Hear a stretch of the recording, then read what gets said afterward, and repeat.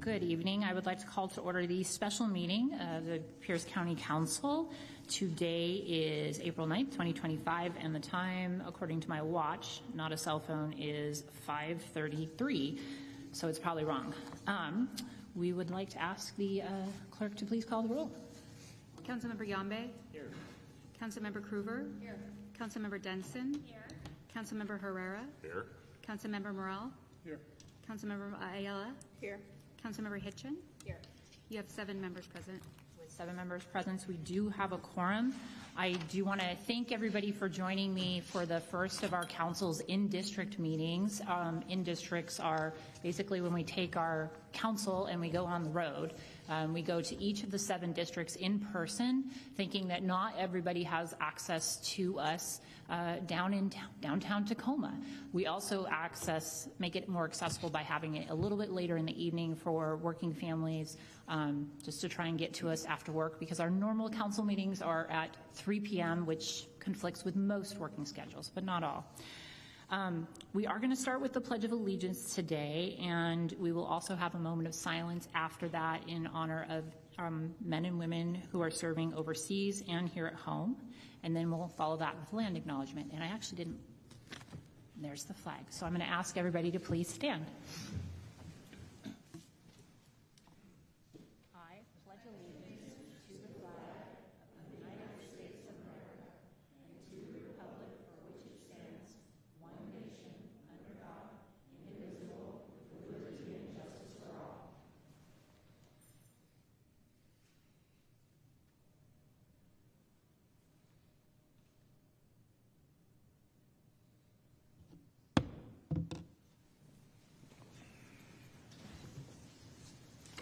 We acknowledge that we are on the traditional homelands of the Coast Salish tribes. Coast Salish people have lived on and stewarded these lands since time immemorial and continue to do so today. We recognize that this land acknowledgement is one small step towards true allyship and continue to commit to uplifting the voices, experiences, and histories of the Indigenous people of this land.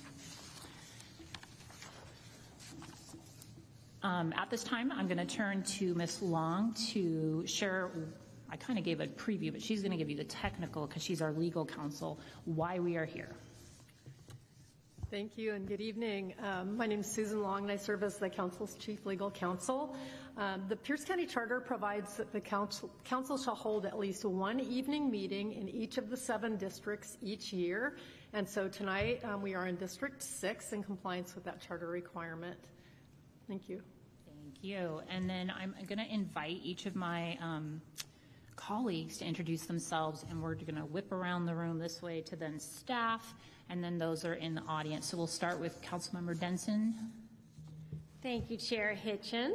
I'm Councilmember Robin Denson. I serve the 7th District, which is North Tacoma, West Tacoma, Ruston, and then everything on the other side of the Tacoma Narrows Bridge, so Gig Harbor, Fox Island, and Key Peninsula. Thanks so much for having us.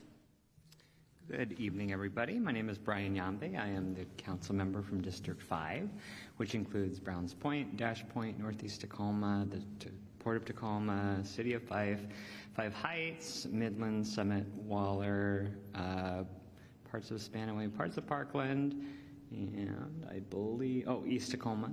And yeah, I am grateful to be at my first in-district meeting. Hello, everybody. I'm Paul Herrera, Pierce County Council District 2, and my areas is Edgewood, Milton, Sumner, Puyallup, and South Hill. And it's good to be here at Clover Park, where they teach tomorrow's workforce. It's really important. So, thank you, Madam Chair. My name is Dave Morrell. I represent District 1. District 1 is the good part of South Hill, the good part of Graham, and goes down into the valley. I have Ording, South Prairie, Wilkeson, Carbonado, and then I run up to Buckley Lake Taps, jump over Enumclaw, and I have a ski resort called Crystal Mountain in Greenwater. So cover a lot of territory, and it's my privilege to be down here at Clover Park, where I graduated a few years ago. Thank you. Last year, right? Do the math. Greetings, everyone. My name is Rosie Ayala, council member for District 4, which includes University Place, Burcrest, downtown Tacoma, South Tacoma, Central, and the Hilltop area. Good evening. I am Amy Kruver, and I represent the 3rd Council District. It's the place everybody wants to go to. I've got Mount Rainier. We can follow along the Nisqually. We have LB and Ashford and Eatonville, heading east-west, going on through McKenna and up north through Roy. Go through, I have Spanaway Lake. I don't have Sprinker, but I've got the lake and the park there, the golf course, which is a wonderful place to be. And I have Frederickson and on into the better side of Graham, the west side of Graham. And I have Kapowsin. I've got Kapowsin Lake, so lots of things to do in my district. Thank you. Thank you all. And then can we have the staff introduce themselves? Stephanie Call. I'm clerk to the council. Hi, Susan Long, again, Chief Counsel for the council. Thank you. Carrie, thank you. Carrie Wannerland, staff for the council. Jair Winesberry, Communications Coordinator. And then I would not be able to successfully pull things off like this without my amazing council assistant, Annette Swilly. If you've ever called my office, she's there. She's amazing. And then we've also got, do you want to introduce Larry? Do I do? Oh. There you go. And my assistant, Larry Stickney, is here also. There he is. And then Hugh Taylor is our chief of staff, and I have a lot there. Is our chief of staff to the council. So it takes a team. And then we've also got Deputy Paupin. I think, did I say his last name right? Somewhere. He may be outside. And then our amazing crew with PCTV. So thank you for helping us go on the road. I hope I didn't miss anybody, but if I did, I didn't miss him. I know he's here. He's got his own place on the agenda, but thank you, Alice. And then I do want to acknowledge and thank, we have some representation from 2 of our partners in government. We need partnerships. So we have Kimberly Lilly from Senator Conway's office here with us this evening. And then we have Liz Larder from Congresswoman Strickland's office. So if we hear things that go to the state or go to the federal level, we have some partners in the room. So thank you all. And then I will introduce myself. I'm Janie Hitchin. I have the honor of serving as the current chair of the County Council, and I represent District 6. And that includes Lakewood, where we are, but we also go to DuPont, Steilacoom. I also have 3 islands, Ketron, Anderson, and McNeil Island. I have the base, the majority of the base where people are, and then I also have half of Parkland, but it's the best half because it's my home. So, and it's an honor to do this work with all of you. So that brings us to section 4, which is approval of our agenda. Is there anything on any corrections or changes to the agenda? Seeing none, I will consider it approved. On today's consent agenda, we are having, or on today's, we don't actually have a consent agenda, so I don't have to read that part. And then we will move to messages from the executive. So, Executive Mello. Well, good evening, Madam Chair, members of the council. It's great to be with you here in beautiful Lakewood, and congratulations on kicking off your in-district series. It's great to be here. And as always, Chair Hitchen, you always have a thoughtful program, and I'm excited to learn alongside the council tonight about the important work that our community is doing in the public health space. So thank you for organizing such a thoughtful program for our community to learn from. We know that our public health system is under severe attack at the federal level, and a lot of uncertain times here in the state of Washington with funding. And we're working hard at Pierce County to advocate at the state level for foundational public health, and alongside you and others to make sure that we have the resources to keep our community safe and healthy. So thank you for your years of leadership, Chair Hitchen, in public health, and tonight's program will be no different. I just have a few things that I think you would be interested in, your constituents here in District 6 would be most interested in. About 2 years ago, you worked with Councilmember Morell and others to make sure that we got resources for infrastructure, namely wastewater, sewer infrastructure, and water infrastructure, so that your district here can grow, can both protect the environment and build more affordable housing, and be able to do both of those things at the same time when we have affordable infrastructure. Well, we have good news to report, Madam Chair.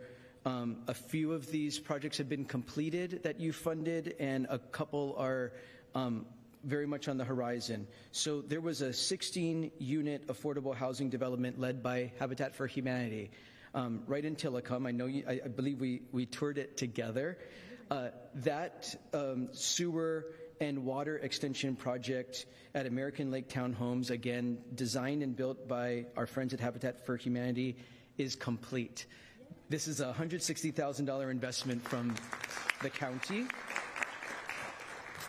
And we know housing is so expensive to build, right? And when we're able to support the cost of infrastructure like sewer and water infrastructure, we help reduce that cost, and in this case, help Habitat for Humanity deliver these 16 homes for these new families that are permanently affordable. We have a few other projects that you advocated for and got in the budget of American Rescue Plan investment. Same sewer, similar sewer and water projects. So there's a project you advocated for on Rose Road in Lakewood. This is a 58-unit residential project on American Lake. A lot of these folks have failing septic systems.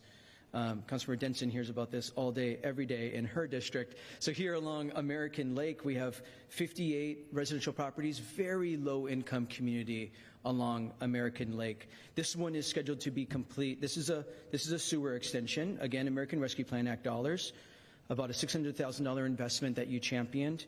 This will be done next summer, 2025, to help keep these 58 residential properties affordable in the long term, making sure that they have, and that they're not contributing to wastewater in American Lake.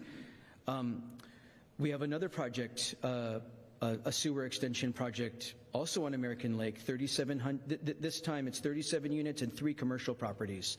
So properties that are generating jobs. On Orchard Street, this one will be done by the end of this year. And finally, a final project that you championed in the city of Lakewood to be completed This time next year, on Woodsworth Street, this is a 122 dwelling unit project and one commercial property, about a $1.1 million project, again, another sewer extension project. And if not but for this public investment to both help keep these properties affordable and bring new jobs, it would not happen. I also want to share with you, Chair Hitchen, you are also a very vocal champion for those that are less fortunate and those who are living unsheltered. And you helped us work with Family Promise of Pierce County, a new service provider in our community. Right at the very beginning of this year, around Martin Luther King weekend, and for about 3 weeks, we had really inclement weather. We had really cold temperatures. And at the Parkland School in your district, near your home, our partners at Family Promise of Pierce County opened a inclement weather shelter for the first time in unincorporated Pierce County. And in that inclement weather shelter there at Parkland School, we saw, over that 3-week period, we saw 367 unduplicated individuals. A lot of people were served and got out of the cold. 12 of those individuals were placed into supportive housing after we were able to do some casework with some of those individuals. And 5 who were there getting shelter out of the extreme cold, 5 were placed into employment because of our interaction with them. So I thought you would like to hear about some of those outcomes, about some of the sheltering. I'm going to end with some, I think, some exciting opportunities that are coming up in your district, Chair Hitchen. If I can find my notes, I apologize. There are 2 events coming up in your district in May.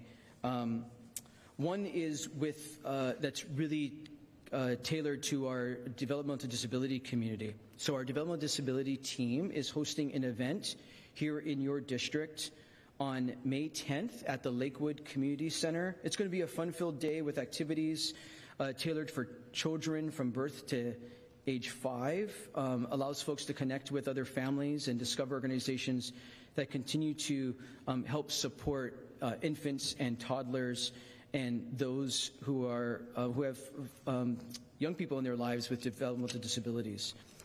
The last event that I wanted to bring to your attention is going to be hosted at your alma mater, Madam Chair. We're hosting the documentary called Cooked on May 30th. And this is going to be both a resource fair on May 30th at Pacific Lutheran University and a screening of this documentary called Cooked. And it's going to be a great discussion about how we can get out of this crisis of poverty and help people get out of poverty for the long term. So folks who are interested in that subject, you can find both of these on the Pierce County website. That last one, again, is on Friday, May 30th. So that's what I have for you today, and I'm excited to listen to the rest of the program and learn alongside you. Thank you for having me. Thank you for the update. And it seems so long ago that we were doing the approvals of many of those projects, so it's good to hear that they got finished up. Tiffany, you need to leave early, right? As the chair, I'm going to ask my colleagues, can I have her go first, just real quick, do an introduction, and then we'll come back to our regular agenda before she has to leave. Does anyone have an objection? Her son is playing the solo in a concert, and I want her to get to say her just blurb. So we're going to do this a little out of order. You're going to come up, just introduce yourself, say hello, and then we'll just go back. And Susan. Yeah. Good evening. Thank you so much. On behalf of Dr. Joyce Loveday, our president at Clover Park Technical College, we welcome you here. Do you want me to do the PowerPoint now? Yeah, just do your welcome, and then we'll go back to that. Excellent. Yes, my son is playing the solo Star Spangled Banner tonight, and I have to be there because he's in 6th grade, and it's a big deal. You know how it is in 6th grade. Dr. Joyce Loveday couldn't be here today. She's at our Board of Trustees meeting out at our South Hill campus, which sounds like we're kind of debating who is better, what side of South Hill, and all the things. I think I think Janny's district is the best, but I live in Lakewood, so there's that.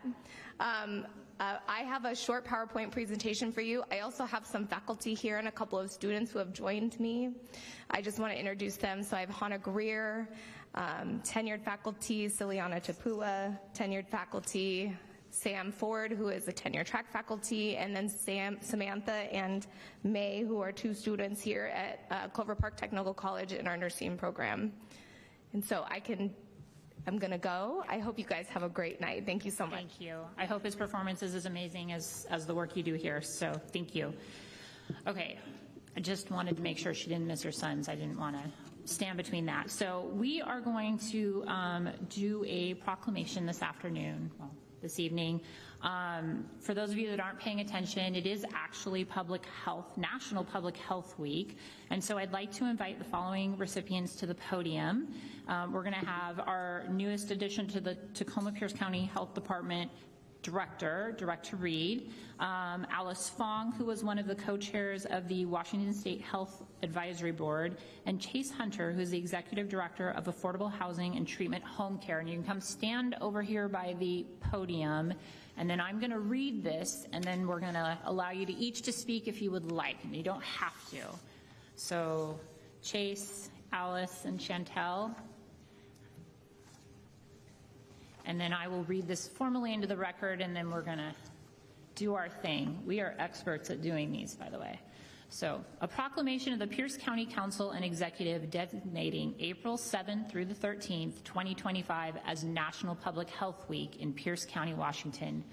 Whereas, since 1995, the American Public Health Association has served as the organizer of National Public Health Week, a nationwide celebration to recognize public health workers and all the contributions made to public health over the years.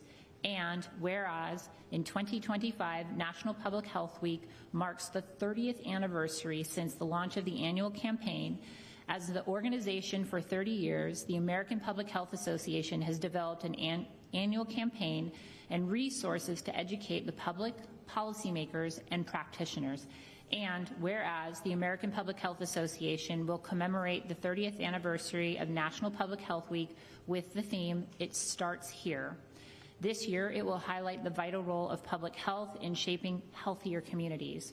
And whereas clean air, safe water, nutritious food, secure streets, and accessible health care for all are fundamental to a thriving community, and public health serves as the foundation for these essential needs. And whereas public health professionals in Pierce County have been instrumental in advancing health initiatives, including the formation of the Perinatal Collaborative of Pierce County, PCPC, in 2012 to reduce infant mortality and preterm deliveries, and keeping the health of our waterways and residents in mind, encouraging residents to maintain and operate safe septic systems, and working in communities to remind youth about the dangers of fentanyl use. And whereas, looking back further, during the 1918 influenza pandemic, public health officials and residents in Tacoma and the greater Pierce County area faced significant challenges, demonstrating resilience and commitment to safeguarding community health. And whereas, just like the 1918 influenza pandemic, the COVID-19 pandemic presented unprecedented challenges, reinforcing the critical role of public health professionals, community partnerships, and science-based interventions in protecting lives and guiding recovery efforts. And whereas the health, safety, and well-being of Pierce County residents are enhanced by our collaborative efforts of local government agencies, healthcare providers, community organizations, and dedicated public health professionals, community members can work with public health to improve the health of all people and places in Tacoma and Pierce County, to build climate resilient, optimize health equity for all, amplify public health voices, and guarantee a continued personal investment in keeping our communities healthy. Now, therefore, be it proclaimed on this 9th day of April 2025 by the Pierce County Council and Executive that April 7th through the 13th, 2025 is hereby recognized as National Public Health Week in Pierce County, Washington.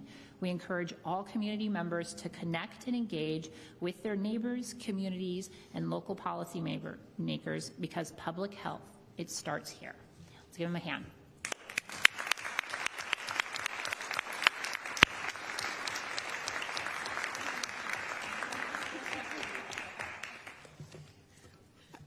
Okay, we're live. I'll speak for the group. I'm so glad to be joined by both of these people. I am Chantel Harmon Reed. I am the Director of Public Health for the Tacoma-Pierce County Health Department. I just want to say thank you to each and every one of you and all the folks here for acknowledging all the work that all of our staff, community partners, and everyone here. I'm just looking around at everyone. We are all public health. It starts with us. A special shout out to staff. We are working always in the background to keep our community safe and do everything that we can to make sure that we are viable and we're contributing and making sure that everything that we do lends to a healthier us. I appreciate standing alongside the folks here with me tonight because everything that we do is in the sake of making sure that Pierce County is the greatest place to live. Thank you so much for having us, and we look forward to you joining us. Please check us out on social media. We're talking about what we're doing as far as climate change, health equity, and the future of what public health is, and we appreciate your support. Thank you. Thank you, Director Reed. Do either of you want to speak? Thank you, council members. My name is Chase Hunter. I am the Executive Director of AHAD Home Care. I just want to make a quick announcement that tomorrow is National Youth HIV/AIDS Awareness Day. So this is a perfect timing to acknowledge that as part of public health, and I'll speak more about HIV services and and what we do. Thank you. Thank you. Hello, my name is Alice Fong, and I am a resident here in Pierce County in District 6, and also a born and raised Tacoman and lifelong Pierce County resident. And I'd like to thank Councilmember Hitchen and also the council members on recognizing public health and the proclamation. And my parents had a small Chinese restaurant on the east side of, Tacoma, and public health was always came to check on us to make sure everything was good. And so my experience is that public health is, everybody. We all have a stake to it, and we can make Pierce County even better. And be the best county out of all of Washington State. And so I really appreciate all of you and your leadership for this proclamation and look forward to working together. Thank you very much. Okay, we're going to try and take a photo. Are we in front of the table? Okay, let's try this.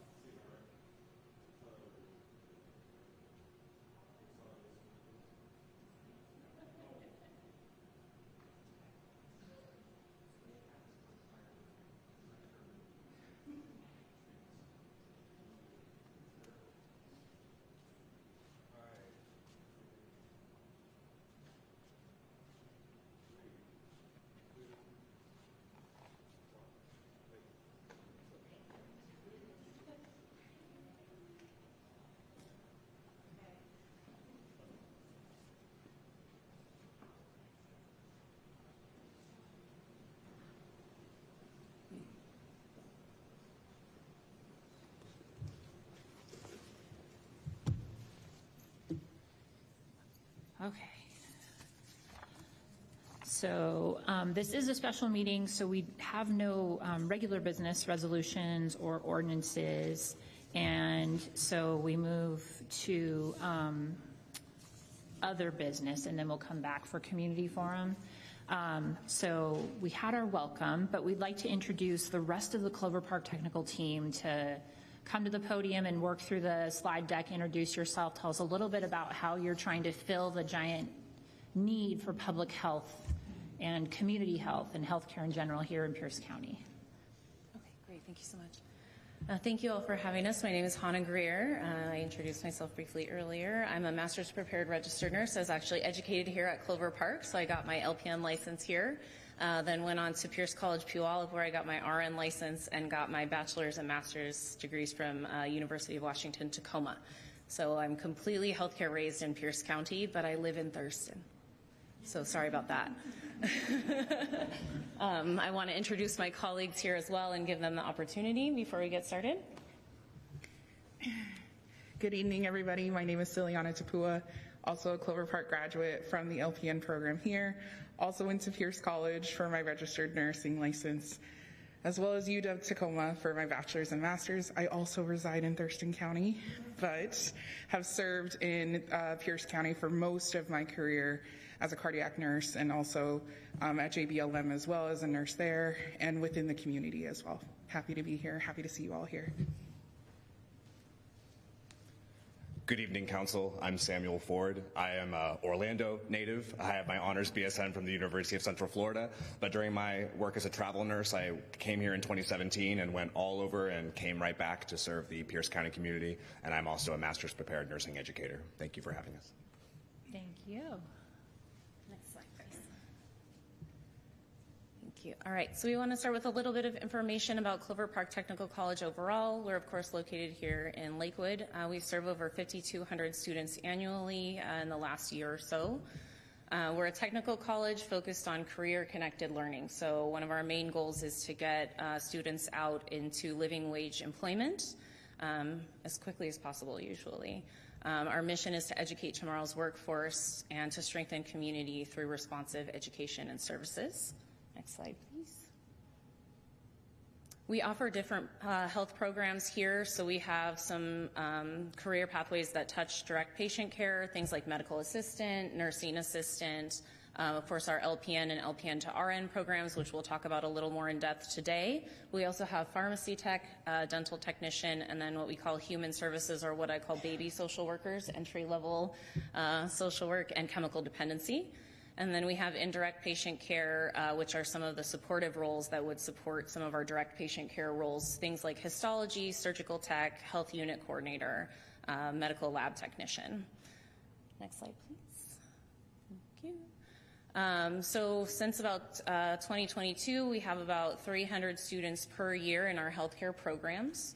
Our average completion rate is approximately 80%. Usually once we take a student in, they retain with us and they do end up going all the way to completion. So our students are very successful once they come into our programs. Students in our healthcare programs are either more diverse or equally diverse when compared to Pierce County overall.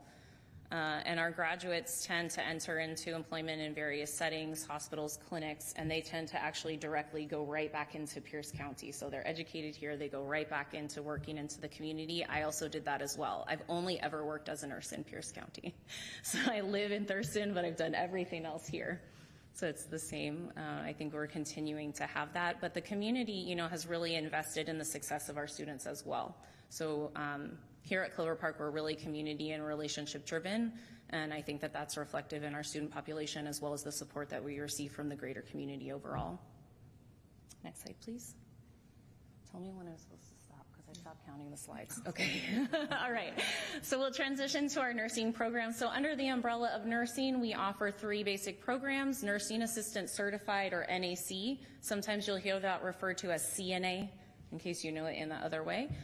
Practical nursing, or LPN, and then we have an LPN to RN transition. So those who have already achieved LPN, they have a license to practice nursing in a certain capacity. We have a pathway to step them up into the larger scope of practice and become registered nurses so they can advance their careers in that way. The mission of our nursing programs is to provide a student-centered career pathway through holistic professional nursing education. We're committed to cultivating tomorrow's nursing leaders with graduates that will be culturally conscious, confident, progressive nurses who compassionately care for themselves and our diverse community. It was really important to us when we rewrote our nursing programs that we really started focusing on helping healthcare professionals and nurses specifically care for themselves as well as caring for others, because we can't care for other people if we're not taking care of ourselves. So we really made it a forward part of our programs to incorporate that element as well. Our practical nursing program is currently state approved and nationally accredited. Our LPN to RN Bridge program is in phase 3 of the state approval process. We've graduated one cohort so far, and we have another one in their final quarter right now. So we're progressing through the normal process of accreditation for a nursing program. We will have a site visit from our accrediting body in October of this year, so we're getting ready for that right now. Our program heavily relies on simulation and strong clinical partnerships with local healthcare providers. So at this time, I think we're budging up on about 35 to 36 clinical partners that are within a 50-mile radius of this campus. So really and truly, when I say like we needed the community support and we wouldn't be here without our community, we mean that. Within nursing programs, it's required that you get a certain number of clinical hours. For practical nurses, it's 300. So from the start of their program to the end, they must have 300 clinical hours out in the community. So if we didn't have this type of partnership within community and we didn't have robust simulation, we wouldn't be able to achieve these things, and our students wouldn't be able to achieve their goals. Next slide, please. All right. Our nursing assistant certified program is 4 to 5 weeks long. It's a certificate program. It runs during the day here. We also have, we've really expanded our nursing assistant program, but we have some partnerships with college and the high school, with Gar Paul School District in Eastern Washington, Pierce County Skills Center, which is in Puyallup, and there's one that is new and developing in Yakima Valley Technical Skills Center. So we actually spearhead and guide the development of these programs so that high school students can get dual credit, and then they can go out into the community and actually work as a nursing assistant upon completion of the program and high school graduation. It is on fire. It is taking off. I can't even tell you how much it's grown in the last 2 to 3 years or so. Our nursing assistant director couldn't be here today, but she's incredible. She's doing a ton of work around that. So this is an area that's really, really growing and has, again, relied on that community support. Okay. Next slide, please. I'll be talking about our nursing programs that we do have here. So we offer 2, as Hannah had mentioned. Our first is our practical nursing program. So from the time that the students start, they will be with us for 9 months. By the end of it, they'll be eligible to actually sit for the national exam, which is called the NCLEX PN. So we take up to 120 students per year. We just accepted a cohort this spring of 60 students, and we will be opening our application cycle again pretty soon in the next coming weeks to accept another 60 students in fall. We are always full all the time. Our wait list is always full all the time, so students are ready and prepared to come. It is a full-time day program for our LPN students, and it's Monday through Friday. We sometimes do have evening and weekend clinical rotations for them. And then our other program, like Hannah had mentioned before, these are students who are already out in the community serving as nurses in various roles as LPNs who are ready to advance their careers. We created this program in response to the needs of the community because there are not many programs like the LPN to RN that we have here that accept part-time evening weekends. So it's made for the students who already have full-time jobs but want to go back to school, want to serve in bigger careers here. We take 48 students per year for that program, also very competitive, also very full. 24 students are accepted in the fall. We just accepted our 24 here in the spring, and we'll be opening up for that again. Again, part-time program, evenings and weekends, so our students are typically here after they've done a shift at work, and they also work on the weekends for clinicals. But once they are done, they are eligible to sit not only for the NCLEX RN, but they will achieve an associate's degree in nursing, which will then also make them eligible to move on further to getting their bachelor's in nursing as well at any of the institutions in Pierce County. Next slide, please. So here are our graduation, NCLEX, and employment rates. These are some of the numbers that we have for 23 to 24. So as you can see, for our LPN students in 23-24, 96% of our students that were admitted graduated. And for the 2024 year, 86% have passed the NCLEX. National average, they typically want that to be above 80%. So we are actually outperforming nationally, which is great.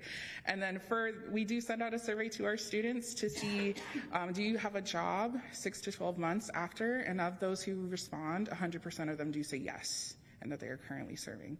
Personally, I have actually seen students who are still in the program, not licensed, be offered jobs before they've even graduated. So, and a lot of that, again, has to do with our community partners willing to take these students, willing to invest into their education, and then they see those things while they're there practicing as a student that they want to employ, which is great. For our RN students, this is for our first cohort, again, that we just graduated for 24-25 to date. 96% of them have graduated. And for our NCLEX pass rate, 86% to date have passed. There are still a few that we're waiting to respond, but of those that have actually sat for the NCLEX, 100% of them have passed. So we will not know yet if we haven't gotten any data yet on if they're employed or not, because the timeline hasn't reached for us to send out those surveys. But with these numbers, and you can see our students there who are actually a part of our simulation, we're doing all the right things. We do see them out in the community. We just did some practicum visits with some of our PN students, and we see our students out there already working as RNs. So it's reassuring for us. Next slide, please. And then I'll have. All right. And I would just want to piggyback off of what Professor Tabua said. I was at the pharmacy at Allen Moore just the other day, and I hear Professor Ford from behind me, and it was one of our newly graduate nurses who had her brand new RN license, and she is beaming, so it is great to see them out in the community. So I'm going to discuss the student demographics that we have, and we are very proud to say that we have a very diverse student body. As you can see, we have about 81% students of color, 19% identify as white students, 61% of our Spring 25 cohort identify as first-generation college students. About 33% of those are single parents. About a third of them are a couple with dependents, and a third of them have no dependents at all.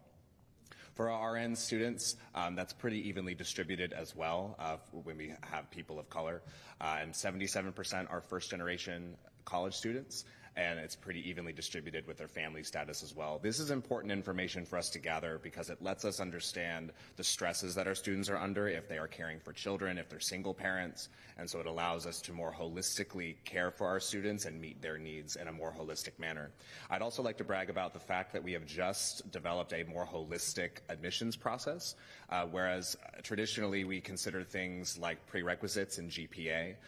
Now we are including factors such as being a first-generation college student, being bilingual, having honorable discharge as a veteran, as well as other factors that allow us to view these students in a more holistic way. So we get to evaluate their candidacy for the nursing program, not just based off grades, but what makes them a more complete and diverse human being. So we have just rolled out that admission process for this first cohort that we have absorbed, and we look very forward to seeing that impact in our program as well. Next slide, please. So the impact on Pierce County, so we generate 120 PN students and 48 registered nursing students each year. So this allows students to provide for their families to a greater extent, allow them to meet them and their families' needs, and allow to support their family. It's so important that we identify the diversity in our student body because it is important that the community in Pierce County see the healthcare providers be just as diverse as they are. So we have a commitment to making sure, as aligned with our mission at CPTC, to cultivate a diverse workforce. So many people who we graduate are employed in Pierce County, and like Professor Tapua said, they are offered job employment while they're still in the program, and so they are gainfully employed. And some of the facilities that we have are listed here. So we go to the multi-care freestanding emergency departments, Good Samaritan, Allen Moore. We have long-term care facilities such as the Oaks, Life Care Center, Puyallup. We have VMFH St. Joseph's Hospital, where our RNs go for their acute care rotations. Western State Hospital for psychiatric. We have Tacoma Nursing and Rehab, VA, American Lake. And we go throughout the Clover Park School District and Franklin Pierce School District. I'm actually covering the preceptorship for our quarter 3 PNs in both school districts now, and they are thriving. So thank you very much. You can go to the next slide, please. We want to open it up to the council for any questions that you might have. Thank you. Are there any questions from my colleagues? Councilmember Denson?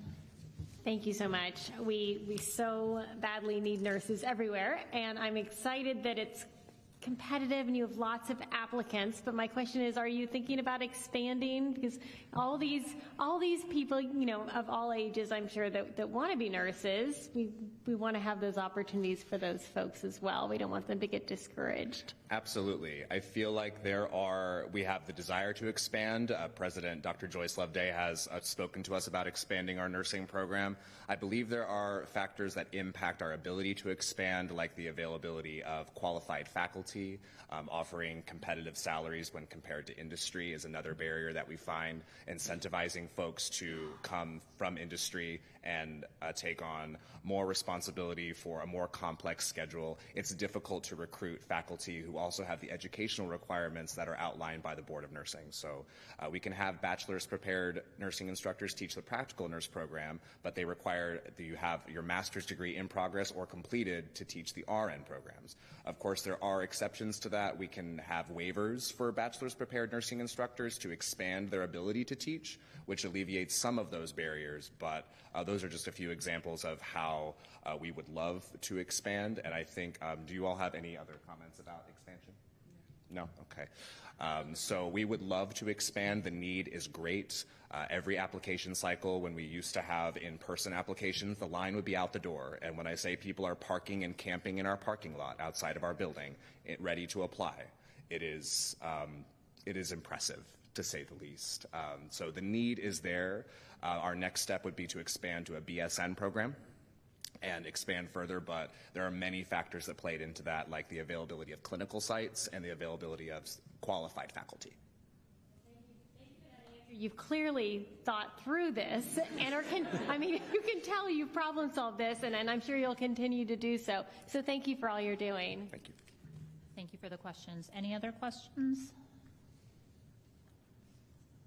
Well, I just want to acknowledge and thank you all for spending the evening with us and sharing some of the good work that's happening here. We had the opportunity, several of us were here for the Skills USA program and got to walk through some of your clinical space, and really amazing facility and opportunity is provided, and appreciate that you work with our high school students and work with people coming out of the military, and really just the diverse backgrounds of those that are saying, today I want to be a nurse, here's how you can do it just locally here in Lakewood and beyond. So thank you for that work. I appreciate that. Thank you, Council. Okay. Our next item of business is around COVID-19. We're going to have Ms. Waterland kick us off, but for those of you that are doing that portion, if you want to head towards the podium, we'll go ahead and get that started.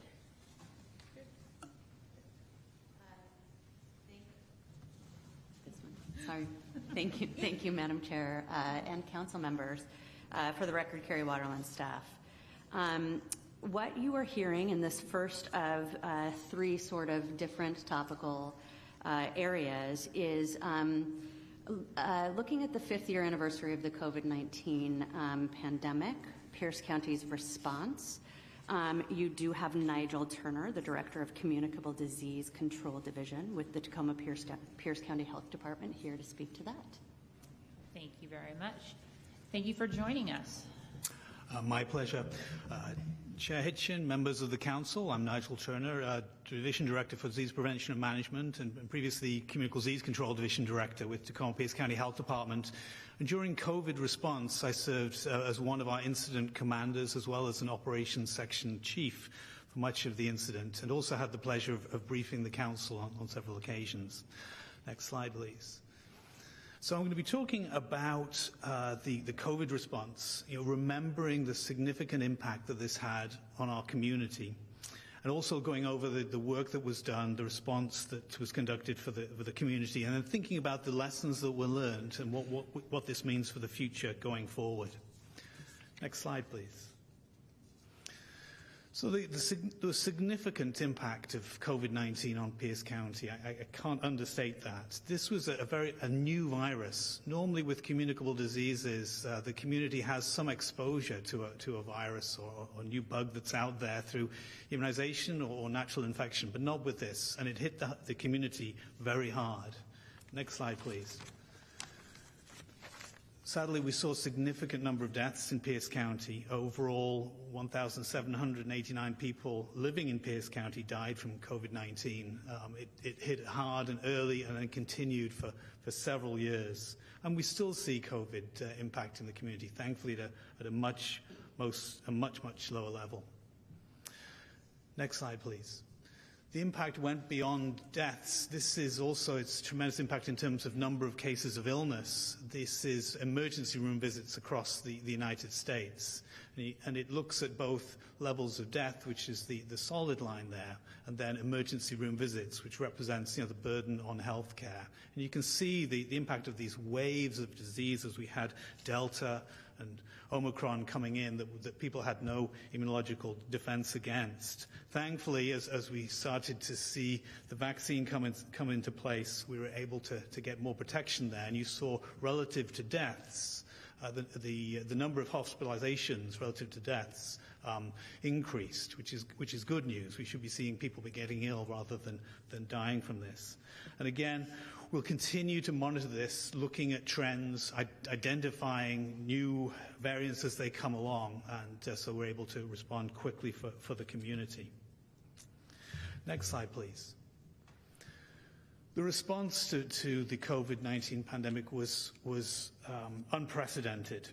As soon as we saw there was human transmission in China, we started leaning forward to plan around this and activate our emergency response with the first case in the U.S. up in Snohomish County.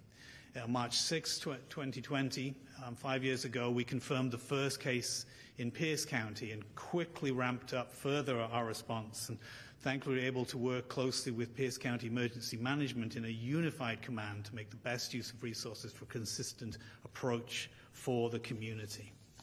Next slide, please. Some significant dates through the response.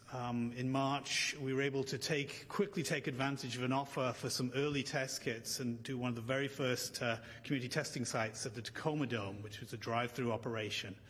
And initially, our response was very much limited. It was around testing. It was around getting people care. It was about supporting people in isolation and quarantine until we had access to vaccines.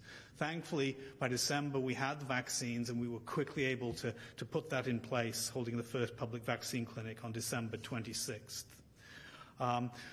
We can continue to work through this at an unprecedented level, but thankfully, as cases declined, we ended Unified Command in Pierce County on November 23rd, 21st, and the emergency proclamation ended in 2022.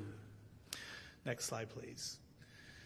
The response was all about partnerships. It was all about relationships in Pierce County, working together. Many, many, many people were impacted on this. Some particular important partnerships was our work with the schools, getting them the resources to do contact investigations, supporting them, our work with healthcare providers, getting them the resources they needed, with Pierce County Human Services around people living unhoused, with community-based organizations to get information out and hear from our community, with our cities and towns, and faith-based organizations with JBLM. Tremendous partnerships. But I did again want to reiterate the importance of the partnership with Pierce County Emergency Management. This is a picture of the Emergency Operations Center at Pierce County Emergency Management, and this became our home away from home for several years as we worked on a combined response. And this involved spinning up unprecedented levels of access to testing, drive-through clinics around vaccinations. It involved setting up basically care shelters for people living unhoused, operating isolation and quarantine. It's just not been done before. And just so grateful for the work that they put in and the expertise that they brought to bringing this up to scale and the partnership that was there. Next slide, please.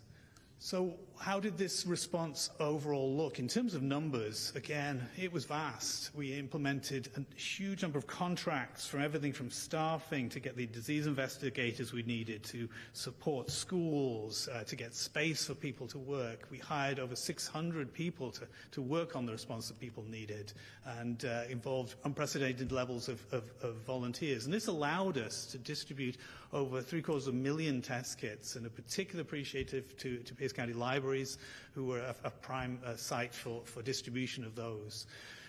We conducted over 275,000 calls and texts by our disease investigators, identifying cases and contacts, getting people access to isolation and quarantine support so they could take care of themselves and their families. We investigated over 2,000 outbreaks in schools, hospitals, adult family homes, businesses, and our goal there is to stop the spread, get people back to normal, just minimize the disruption as much as we can. We held over 2,000 immunization clinics, from massive clinics at the Puyallup Fairgrounds, with thousands through that, to very, very targeted smaller clinics in areas of high need with vulnerable populations. Because a key part of the response was recognizing, that different communities are impacted in different ways by this pandemic. Working with our healthcare providers, we set up an ordering and distribution system, and they were able to administer over 1.8 million vaccinations in Pierce County during the COVID. It was, again, unprecedented. And we were able to, once we got antivirals in place, implement a novel way to reduce barriers to getting people access to antivirals. Next slide, please. Lessons learned, much was learned from this, and that stands us in good stead for the future. Community engagement is key. We need to understand the communities that are out there, what their needs are, how we can best serve them. So that was a whole section of our response structure was built around that, and continues to be an emphasis for us. Health messaging really needs to be tailored. It's not just one message for everybody. It's not just providing the facts and expecting that to be enough. It's really about having tailored messages to where people are, looking at different cultural and ethnic groups, people who might be hesitant to vaccinations compared to people who just really want to find out where it is. And then people who may have access challenges to getting the vaccination. How can we help people overcome that with good information? But above all, early, clear, empathetic, and frequent communication helps save lives. And some of the communication channels and methods that we set up during COVID are very much ones that we still use to get information out to the community. Next slide, please. Other lessons learned, ongoing response adaptation was key. We reinvented this multiple times during the response. Focusing on getting data out to people was also really important, seeing how it impacted the sub-communities within Pierce County. One learning for us as well was that in H1N1, which is a previous pandemic, the healthcare system had been impacted at a lower level. During COVID, there was high levels of disease, and many healthcare providers were also impacted. So rather than relying on healthcare to set up testing and vaccination sites, more fell on public health, so we had to spin up additional capacity that was unprecedented.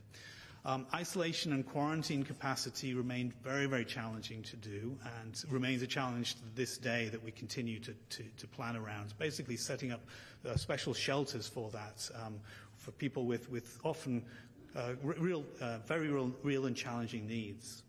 And then lastly, response funding is often short-term. We often see funding come in during an emergency. It often goes away again. What we really need is that ongoing funding that's going to help us support that planning for the future. And we're really appreciative of Pierce County Council and the ARPA funding that we have for COVID through 2025. It'll help us with our ongoing preparedness work. Next slide, please. I did want to particularly recognize that one of the successes of the COVID response was the availability of the COVID vaccines. This was a brand new vaccine. Normally you're building a flu vaccine from previous year's vaccines. You're modifying it. This was a brand new vaccine, and getting it up inside a year was really a tremendous effort and saved lives, and we were only too happy to be able to get that out to the public as soon as that was ready. Next slide, please. And the outcome of this, this was about helping the community recover. It was also about saving lives and keeping people healthy. These maps show the death rates of COVID across the United States by state. And Washington State was one of the states with one of the lowest death rates for COVID. And it really speaks to the hard work and sacrifice that organizations, communities, individuals made to getting us through this pandemic. And I really want to thank everybody who took important steps to support this response. It really made a tremendous difference. Next slide, please. The road ahead. So we certainly have challenges if we're going to respond appropriately to the next pandemic. We will have pandemics in the future. As we've seen from the recent increase in measles in areas where there's lower levels of vaccination, that this vaccine hesitancy is a problem in our community. We need to build and maintain trust in vaccines. We're seeing lower levels of vaccination in Pierce County that puts us at risk for outbreaks of measles. So please help us get the word about the importance and safety and efficacy of vaccines generally. But we also need to think about access to testing and to immunizations generally. Healthcare is tremendously stressed right now, so we need to think about innovative ways that people can access those resources in a way that's convenient to them. And then lastly, as an agency and community, we need to continue to plan, to train, to staff, and to think about the procedures and resources that will cover our next pandemic. And again, thank you so much for the Council's support through the pandemic, and I'd be happy to answer any questions. Thank you for the overview, and it is sometimes hard to think that it was just 5 years ago. It seems so much further ago, and yet it seems like just yesterday. So are there questions from any of my colleagues? Councilmember Ayala, is that? Okay. Thank you so much. And thank you for everything that was done throughout this process. I know the partnership that surrounded all of this, including those not involved in healthcare, such as businesses that opened early to support immunocompromised individuals, and just everyone really rallied around this. I'm curious if you have any data points or any anecdotes around vaccine hesitation by the numbers, and maybe what some strategies may look like in the future. Absolutely. I think probably the best indication of that would be looking at our overall kind of our rate for the MMR, which is the measles, mumps, and rubella vaccine, which is very, very topical right now. Previously, it was around 95% coverage for kindergarteners. We're about 91% right now in Pierce County. It's important because 95 is the level of community immunity we need to protect us against ongoing outbreaks. So that's kind of what we're up against. This has been looked at extensively, and there's many ways of addressing this. I think it's really important that people have access to vaccines, so it's important we look at different ways of doing that.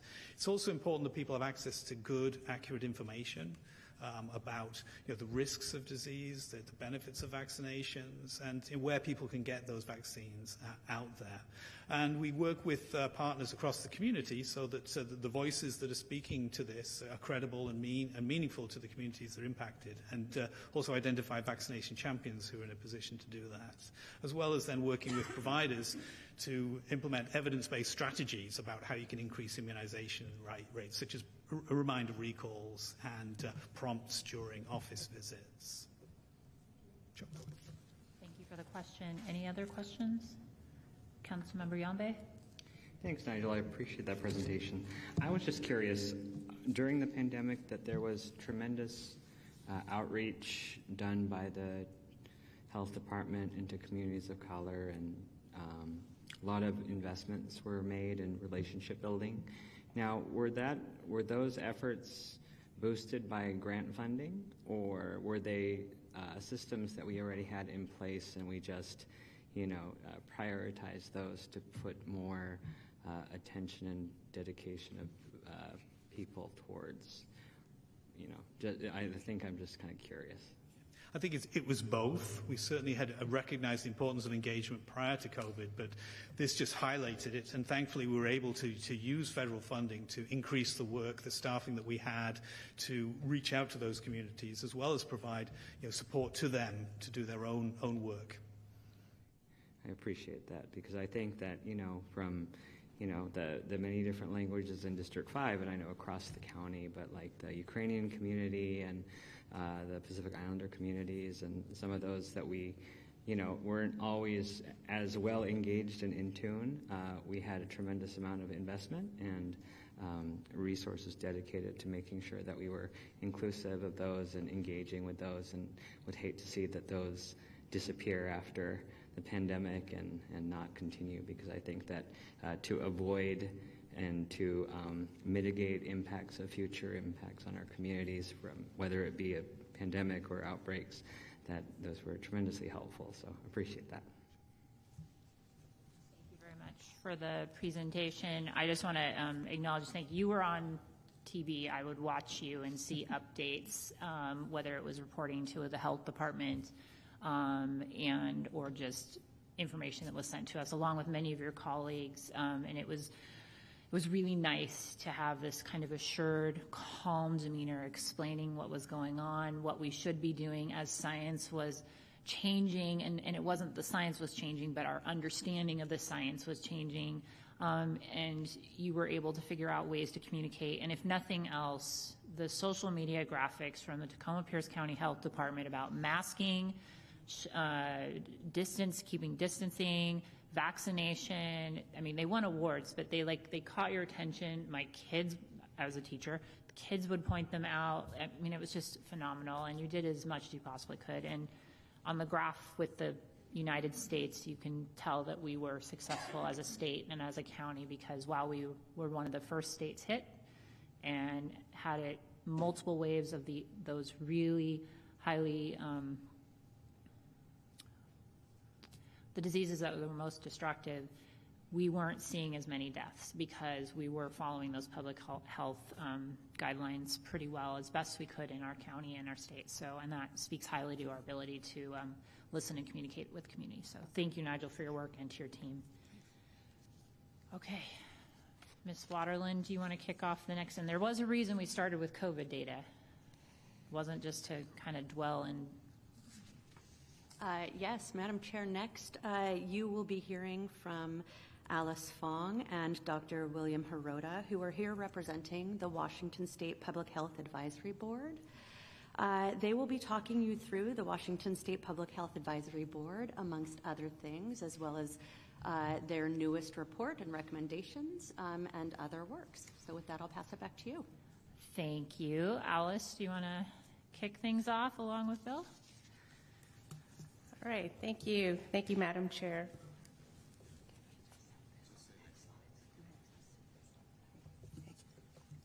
Thank you so much. So I thought we'd do a quick introduction. My name is Alice. I am born and raised in Tacoma, Pierce County. I'm a logger. And I also chair the Pierce County Refugee and Immigrant Affairs Commission. And my role for the public health advisory role is to represent the marginalized communities. And thank you for the invitation to present today, Madam Chair and council members. My name is Bill Hirota. I'm a physician in Pierce County. I've been here since 1997, having arrived here initially with the military, and then spending about 12 years in private practice, and then since 2011 working with a large corporate firm. So if you want to have an off conversation about healthcare, I'd be more than happy to talk to you about that. I had the honor of working with Council Member Morrell and Hitchens on the Tacoma-Pierce County Board of Health as a board member from 2016 to 2021, and I represent Washington Physicians on the Public Health Advisory Board, having served most recently on the Washington State Medical Association as past president in 2019 to 2020. Thank you.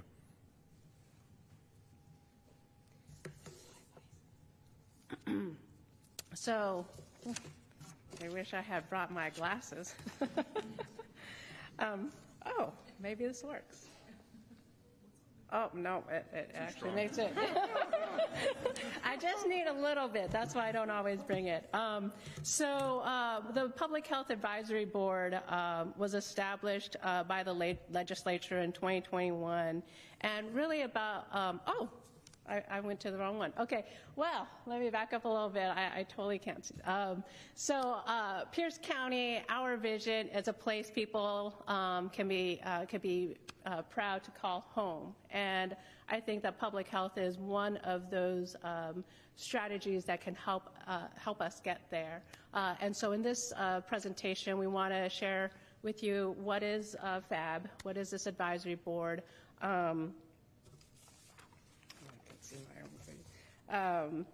share the processes and the recommendations that that were uplifted to the emergency responses and future calamities. So a little bit that you have already shared, asked about, and then really encourage stakeholders to work together to build a healthier and happier Pierce County. Next, thank you.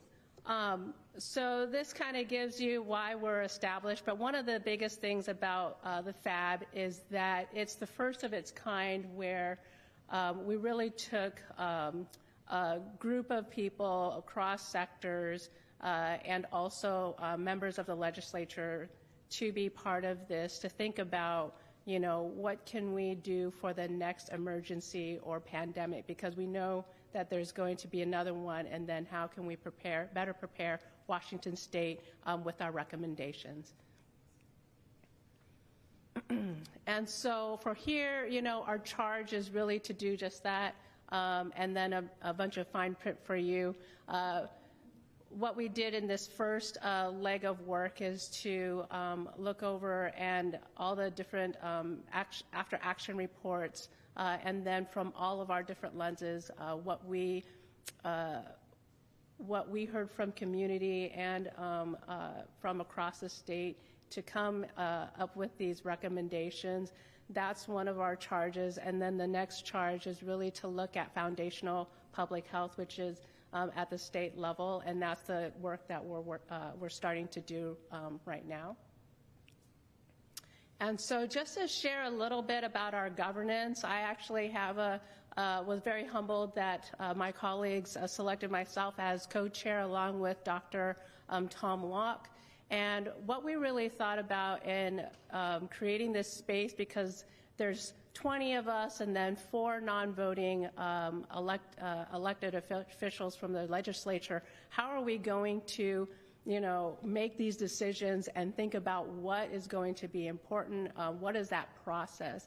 And so my colleagues allowed me, because on my day job, I do some consulting work, how to work together. And so we really adopted this values-based approach that allowed for us to, come together and understand each other, build deeper relationships with one another, because there's 20 of us, and we would not really be mixing with each other if we weren't in this space. You know, some, worked together, some didn't, and so we really wanted to create an opportunity to build our relationships and then get to know each other, create, values for the FAB, and then also working norms. How are we going to show up with each other, for each other? And in that, what we've created was an opportunity for us to, when we had to have harder conversations, or if we wanted to pause and say, I don't know about this, our members felt that they can talk about and be their authentic self and share,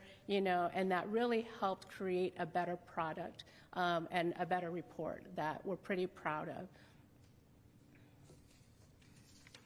And so this is a list of all the members, which you have on the slides, and you can go ahead.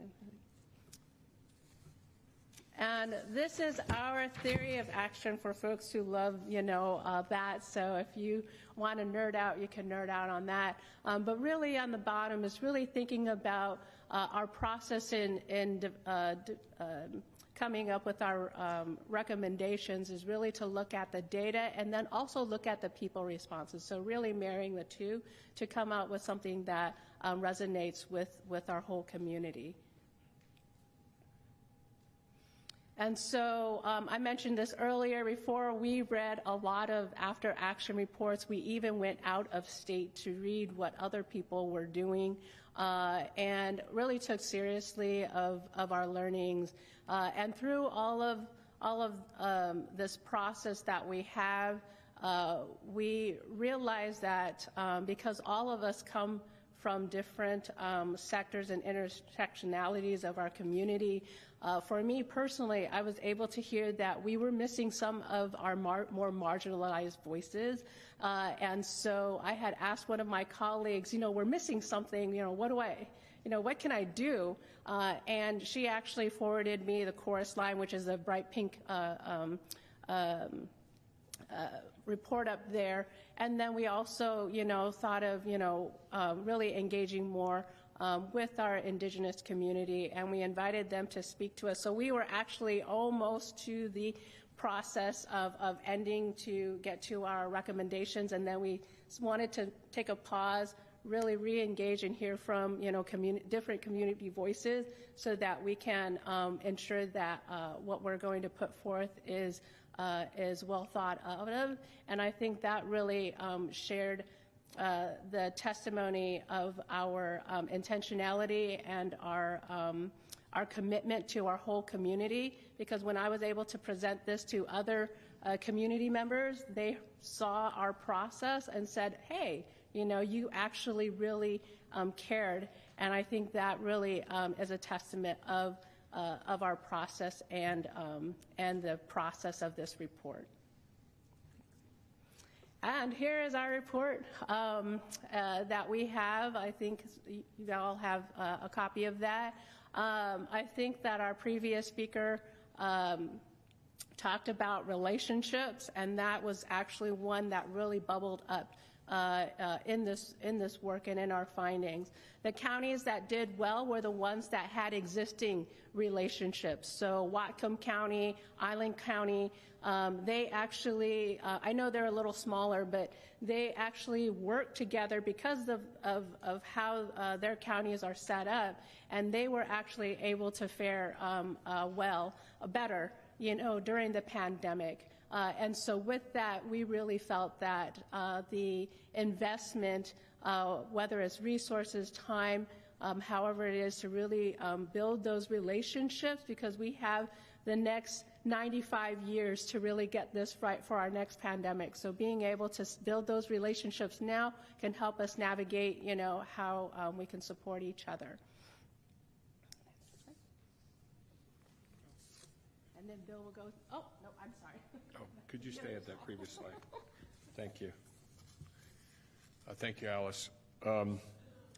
Again, just as a reminder, how we came to this point, the Public Health Advisory Board did not have an intent of publishing their own after actions report, nor did we go through any extensive interview process. But what we did was, as a broad cross-section of Washington State leadership came together, listened to community leaders, emergency response leaders, hospital leaders, tribal community, other community members, and as Alice mentioned, reviewed the after-action reports and came up with these recommendations, with our principal legislative charge being to advise the Secretary of Health and the governor, and then, of course, engage people. So moving on to the second recommendation that we, as a FAB, came up with was to identify and sustainably fund streamlined data and communication systems. And we proposed 3 actions to promote this. One is to enact policies to eliminate redundant reporting. 2 is to honor tribal data sovereignty and tribal public health systems by funding adequate staff for them for data and communications. And third is to combat public health misinformation and disinformation. And the final recommendation that the FAB came up with was to prioritize community integrated health and emergency response planning that supports system capacity, funding flow, and decision making. And the way we proposed this was through 4 actions. Advance policies both at the state and federal level to expand the use of telemedicine. 2 is to support public and private collaboration to ensure supply chains are resilient and flexible, especially during emergency situations. 3 was to establish a disaster financial relief task force. And 4 was to integrate health equity into planning and policy efforts. Next slide, please. Now, as previously alluded to, the FAB's aims is to represent a broad cross-section of our state, and as such, we represent your neighbor, your coworker, and your Washington state resident. However, we recognize that the community really must define their public health needs and are critical in the development of their own local health policies and priorities. So this slide represents a summary of your Community Health Improvement Plan, the CHIP, which was based on your Community Health Assessment, your CHA, through the years 2020 to 2025. And I understand you are now in the process of relooking at your CHA. But you are all about healthy neighborhoods and healthy communities. So I don't need to go through these bullet points, but you should know, of course, your FAB's recommendations that we alluded to really do support your aspirational goals. Next slide, please. So as Alice was mentioning, we want to develop these ongoing relationships, build our partnerships with the FAB, and we can work together to promote the best health of our fellow Pierce County constituents and citizens. Next slide, please. So my last 2 slides really allow me to briefly highlight the 30,000-foot view of public health in our state and how this perspective may help in planning for policy and budget priorities. So I want to back up a little bit, and we all know that one of the primary responsibilities of state government is the public health and well-being of its constituents. So foundational public health services is defined as the core components of the government who are responsible for this mandate and are made up of the State Board of Health, the Department of Health, the 35 local health jurisdictions, and the 29 tribal sovereign nations. And these components of government are dependent on funding source, which must be predictable, reliable, sustainable, and responsive to emergencies. And foundational public health services are defined as population-based services and activities that are primarily in the domain of the government. And these minimum core activities and responsibilities are listed here on your slide. And so for foundational public health services to meet its mission and goals, they must have the capacity and expertise to, quote, exist everywhere, to work anywhere. Next slide, please. So this slide represents a self-critique of how well foundational public health services are achieving their core mandates with the aspiration of existing everywhere to work anywhere.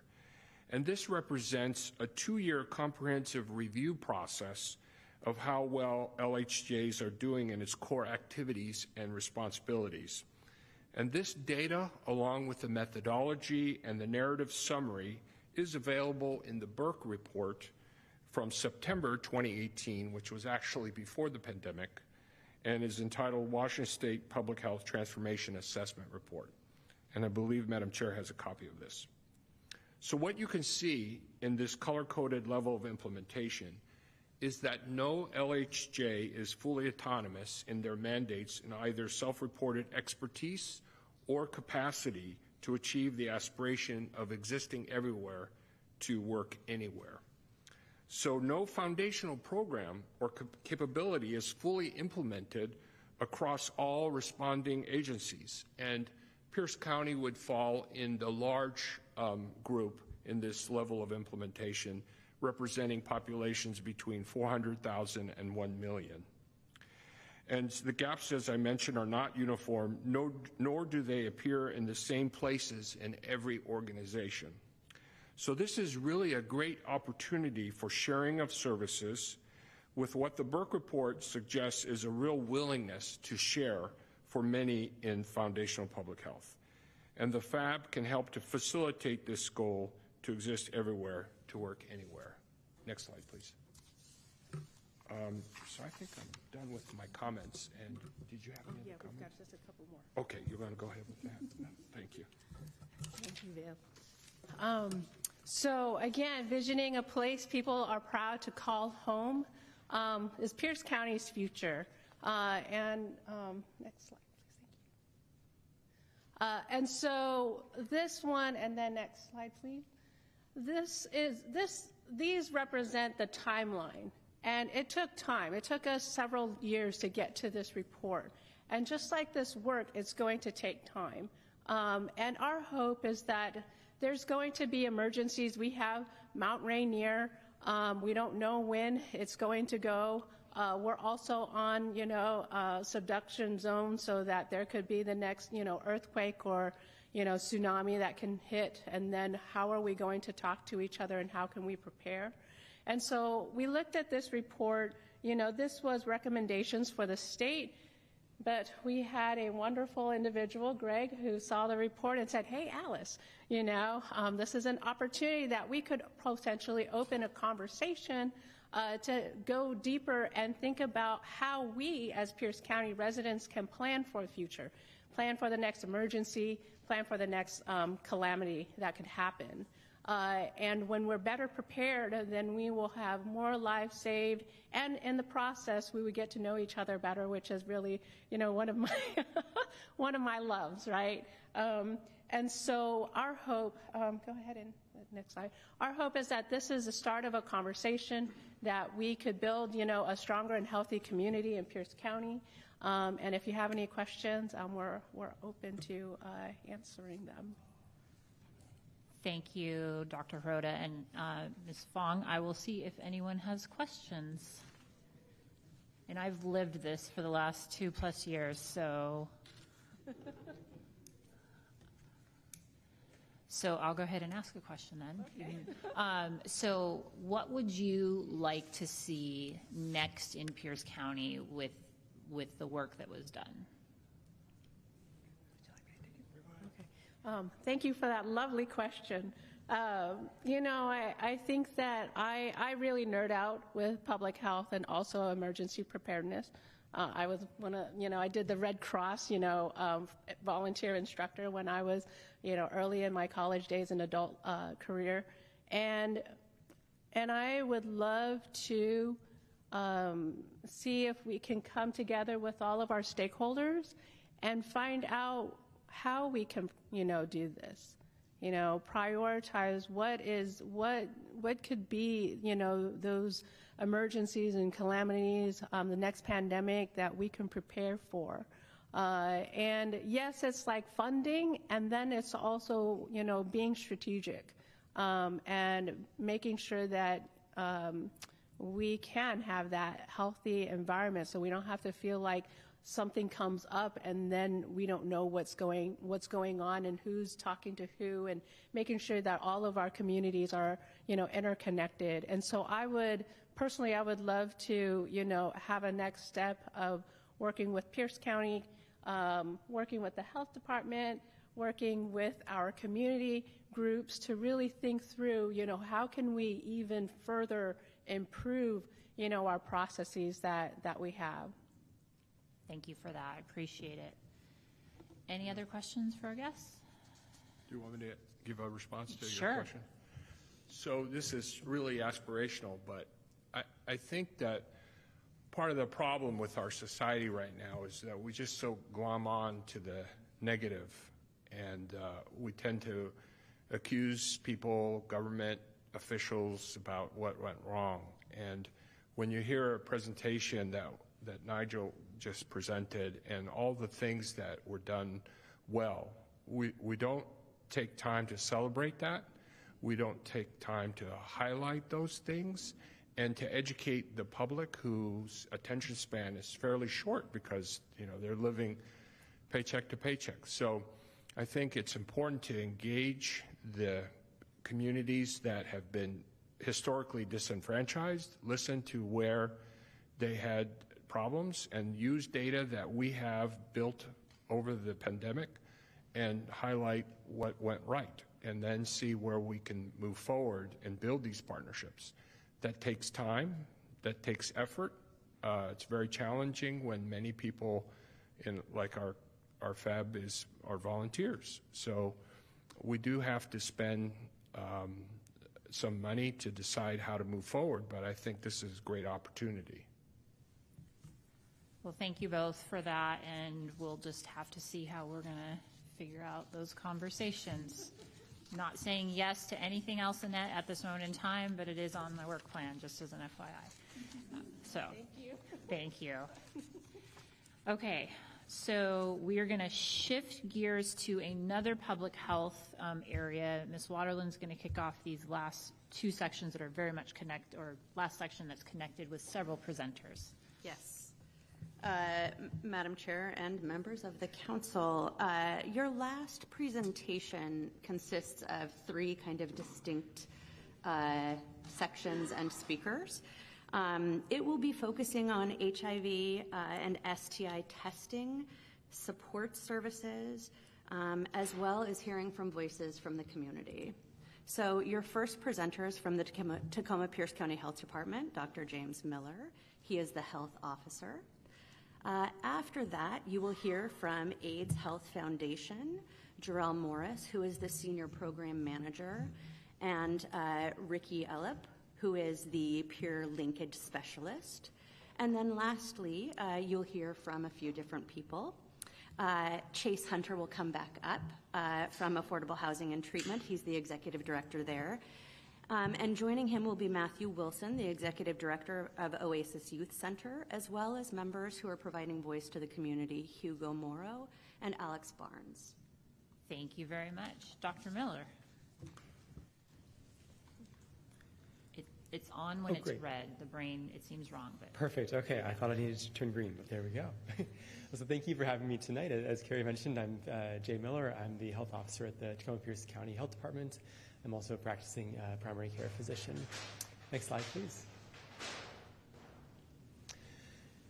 So I'm going to start off with a brief overview of the health department's work on HIV and STIs, and then after that, I'll broaden to looking at HIV data for Pierce County.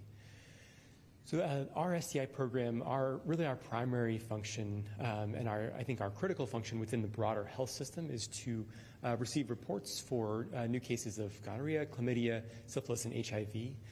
Using those reports, we then investigate and interview those individuals and help make sure they get the treatment or the services that they need.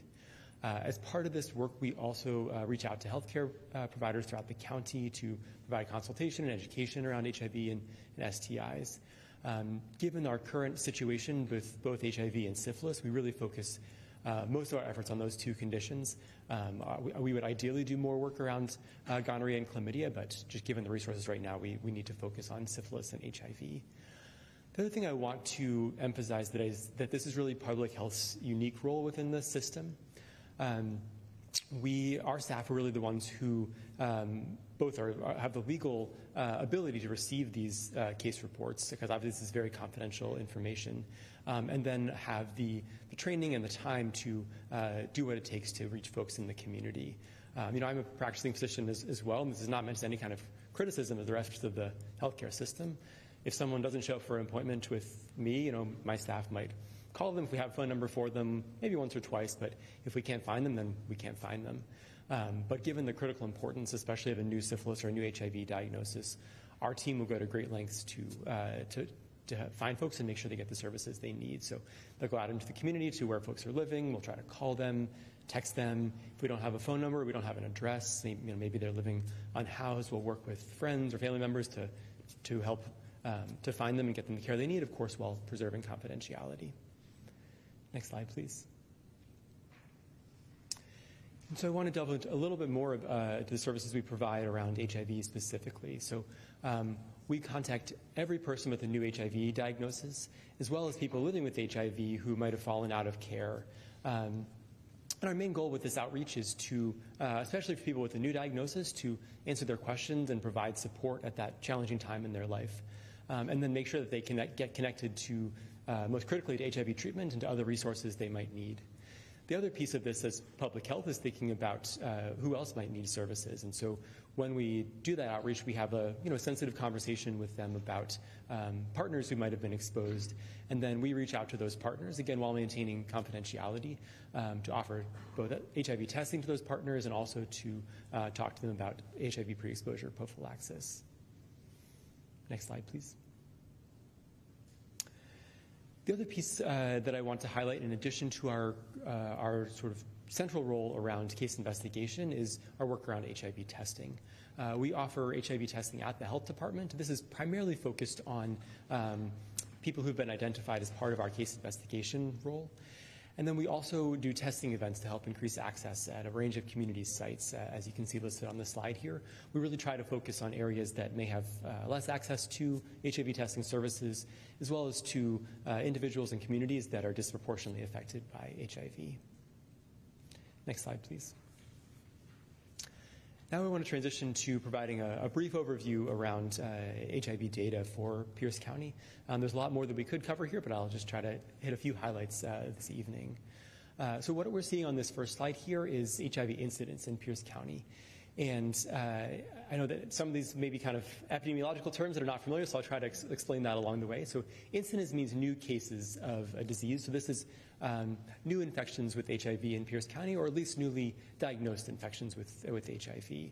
And so on the y-axis of the graph here, we're seeing cases per 100,000 population. So that basically lets us age standardize this because the population has grown over time. And then on the x-axis, we're seeing the year of diagnosis. And so we see some variation in HIV incidence over the years. Overall, it's been relatively stable, although we did see at least a potential increase for 2024, and that's new data to us that we're still fully digging into. On the right-hand side of the graph here, you can see a table by year, and so that gives you a sense of how many cases are we talking about in Pierce County. And so that's generally been 50 to 60 cases in recent years, but up to 73 in 2024. I think there's, as an epidemiologist, I think there's a couple things just to flag about that and that we're still digging into as a team. As I mentioned before, this is the year of diagnosis, and so these are newly identified cases in 2024. It doesn't necessarily mean the person was infected in 2024. And so if you increase access to testing, you may pick up more cases, which is a good thing because that gives you the opportunity to get folks into treatment. The other piece to identify here and looking at the 2020 data is that we saw substantial disruptions to other healthcare services as a result of the COVID pandemic, and so we may have seen some delayed diagnoses as a result of that. Next slide, please. So now I'm going to turn to HIV prevalence data for Pierce County. Again, just to explain what that means, prevalence data means the total number of people with a condition in a community. And so this is the total number of people living with HIV in Pierce County. And so on the y-axis here, we see the number of cases, the number of people with HIV in Pierce County. And then on the again on the x-axis, we see time by year. And so we see overall growing prevalence over time, and this is for two reasons. Of course, we have new people who've unfortunately been infected each year. This also, in some sense, represents the success of people living with HIV, and we're at a point in the United States where, with good treatment, people with HIV can have the same life expectancy as someone without HIV. And so some of what we see when we see increases in prevalence is also people living with HIV. Next slide, please. This will be my last slide. There's a lot more that we could talk about here in terms of HIV data, and a lot more that we could talk about specifically around disparities in HIV in Pierce County. I think many folks are probably aware of the disparities we see in our LGBTQIA population with HIV. I wanted to also highlight the disparities we see around race and ethnicity in Pierce County. And so just to explain this graph here, What we see on the, this is HIV prevalence, so the total number of cases in a given population or a given community. And on the y-axis of the graph here, we see cases per 100,000 population, so prevalent cases per 100,000 population. And then across the x-axis, we see different racial and ethnic groups.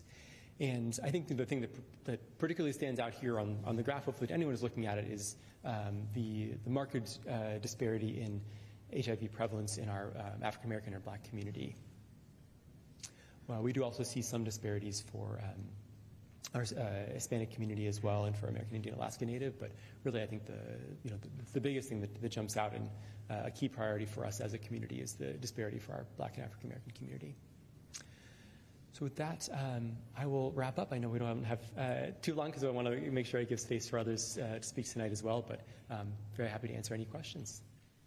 Thank you very much for the overview. I wanted to tee this up for those that aren't aware. I used to teach high school science, and I had the pleasure, not always pleasure, but pleasure of doing STD and HIV teaching with ninth graders.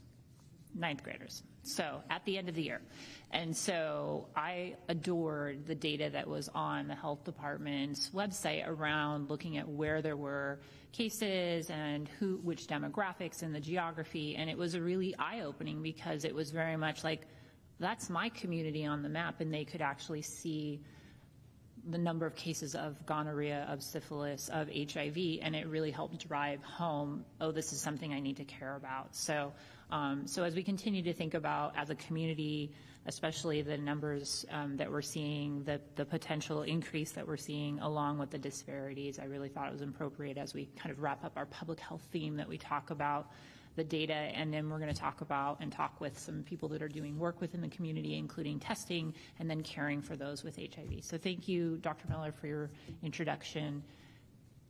We don't usually take questions from the audience, but okay. So I'm trying to walk that line. So thank you. Any other questions? Okay. Yes.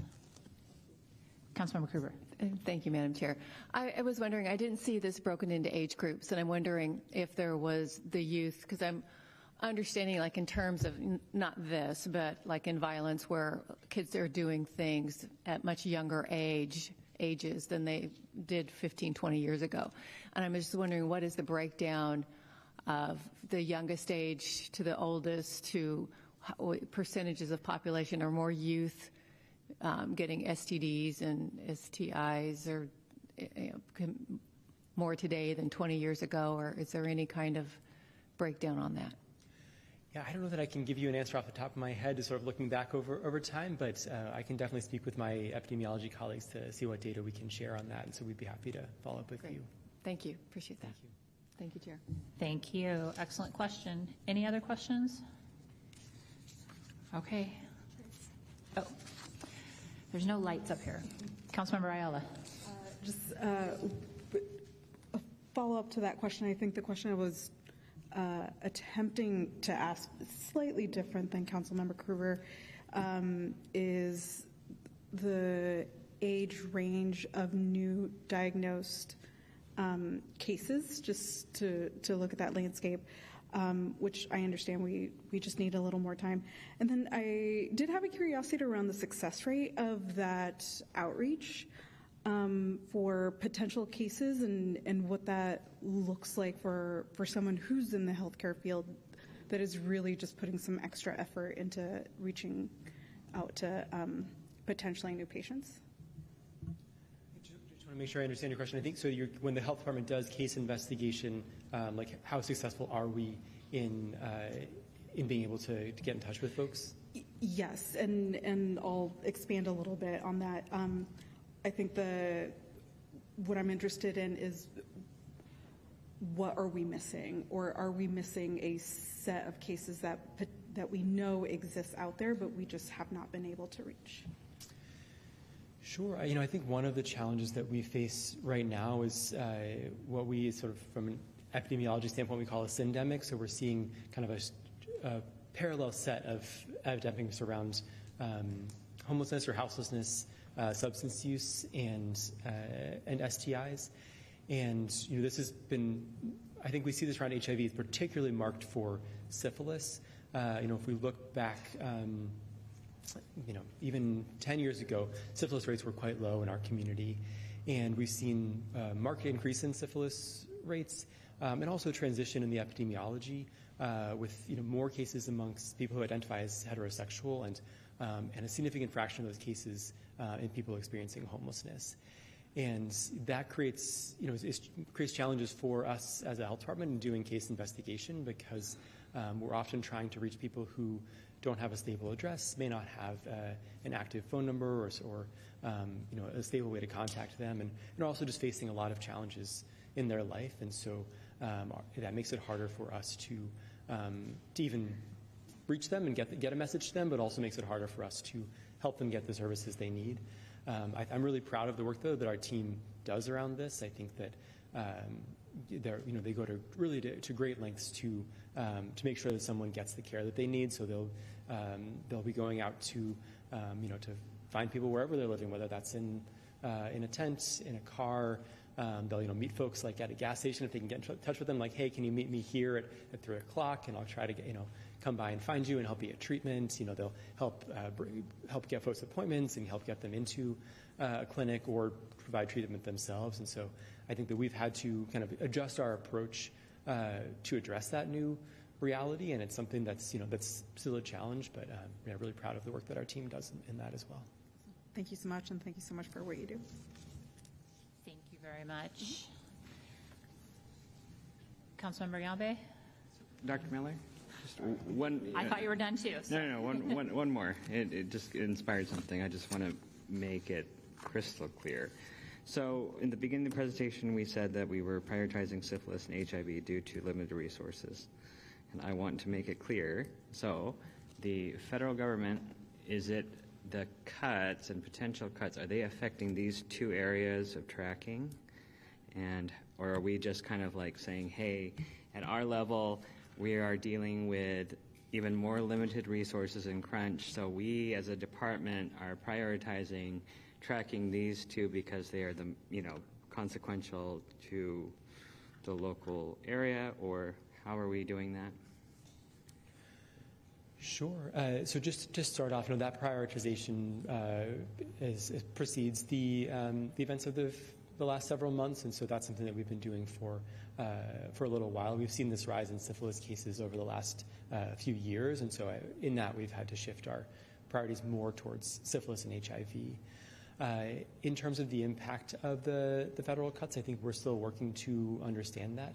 I think there are likely impacts to federal resources around particularly HIV work in a range of ways, both in the U.S. and probably even more significantly globally.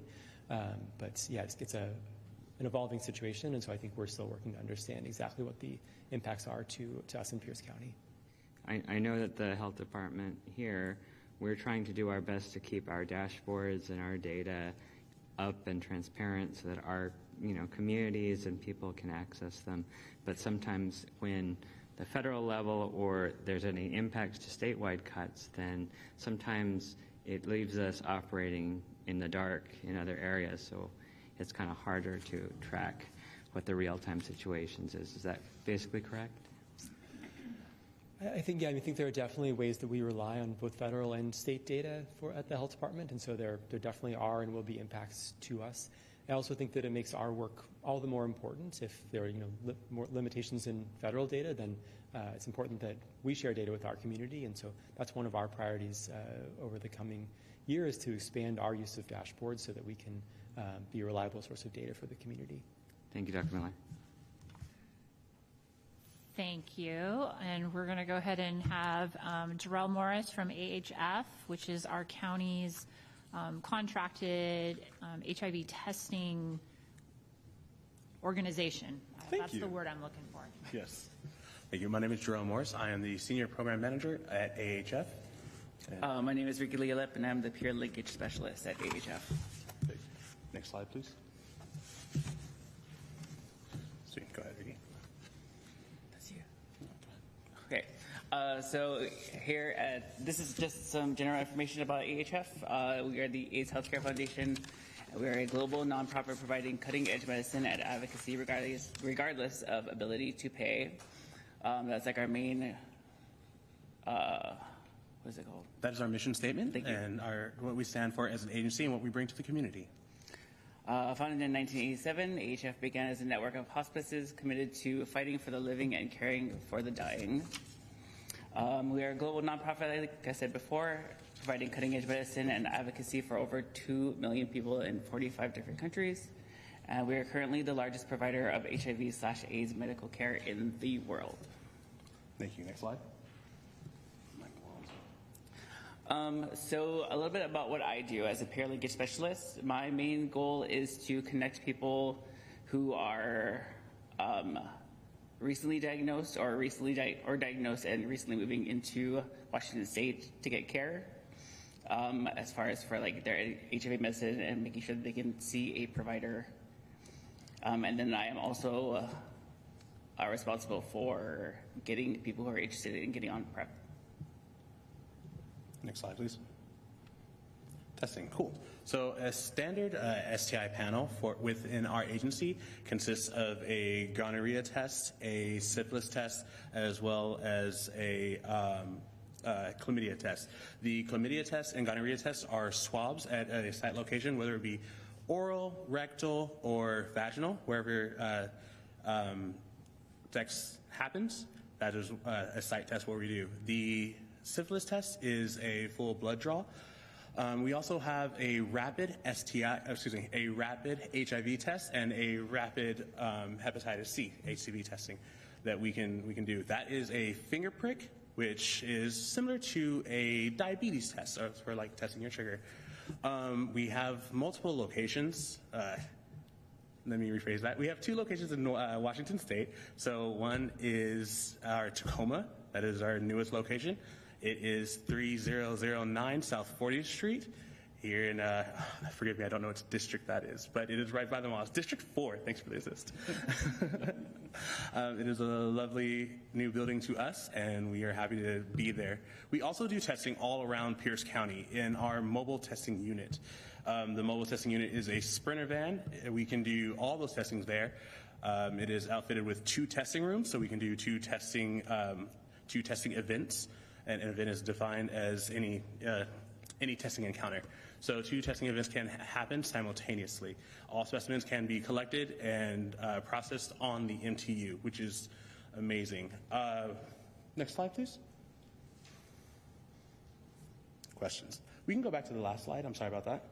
We put this together just a little bit rush. I have a couple of other statistics for you.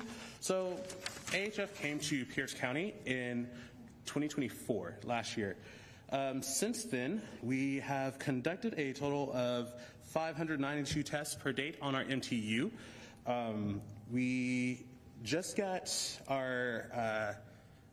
everything situated to do our HIV testing in February. And in February, we for the first time for our rapid testing, we conducted a total of 32 tests, identified 8 positives, and have wrapped most of them into care. Those positives, the 8 positives that we found for HCV, have been people who are experiencing houselessness.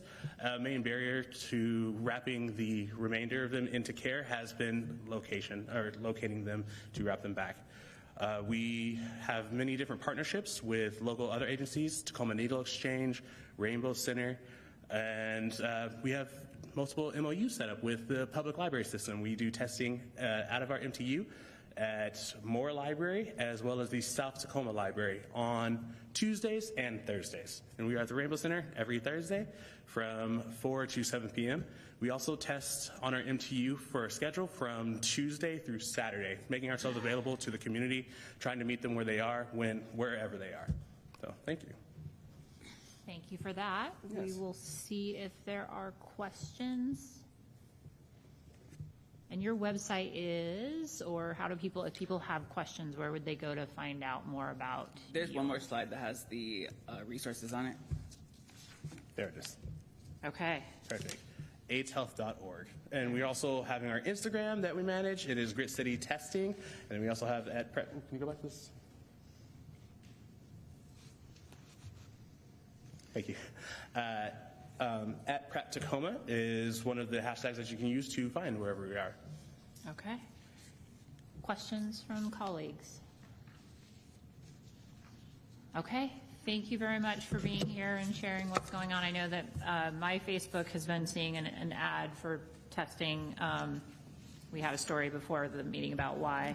I went online to see if you could order at-home HIV tests because I heard that you could, and I wanted to see how hard or easy it was. And now my social media feed is sending me all kinds of things about HIV testing. But I was able to get 2 take-home tests, so if it's something that you need and you can't connect there are resources. And I did not bring them with me. I was going to hand them out if anybody wanted them, but there you go. Okay, thank you very much for your work. Thank you. Thank you for having us. Okay, and we're going to wrap this up with one of our community entities that's been here for quite a long time that provides care for people living with HIV in our county and have been doing this successfully, basically helping people live thriving lives when they get to that point where they just need help and they stay housed so they can stay healthy. So we're going to have Chase and the cohort that was introduced at the beginning kind of come up and tag team through your conversation that we're having.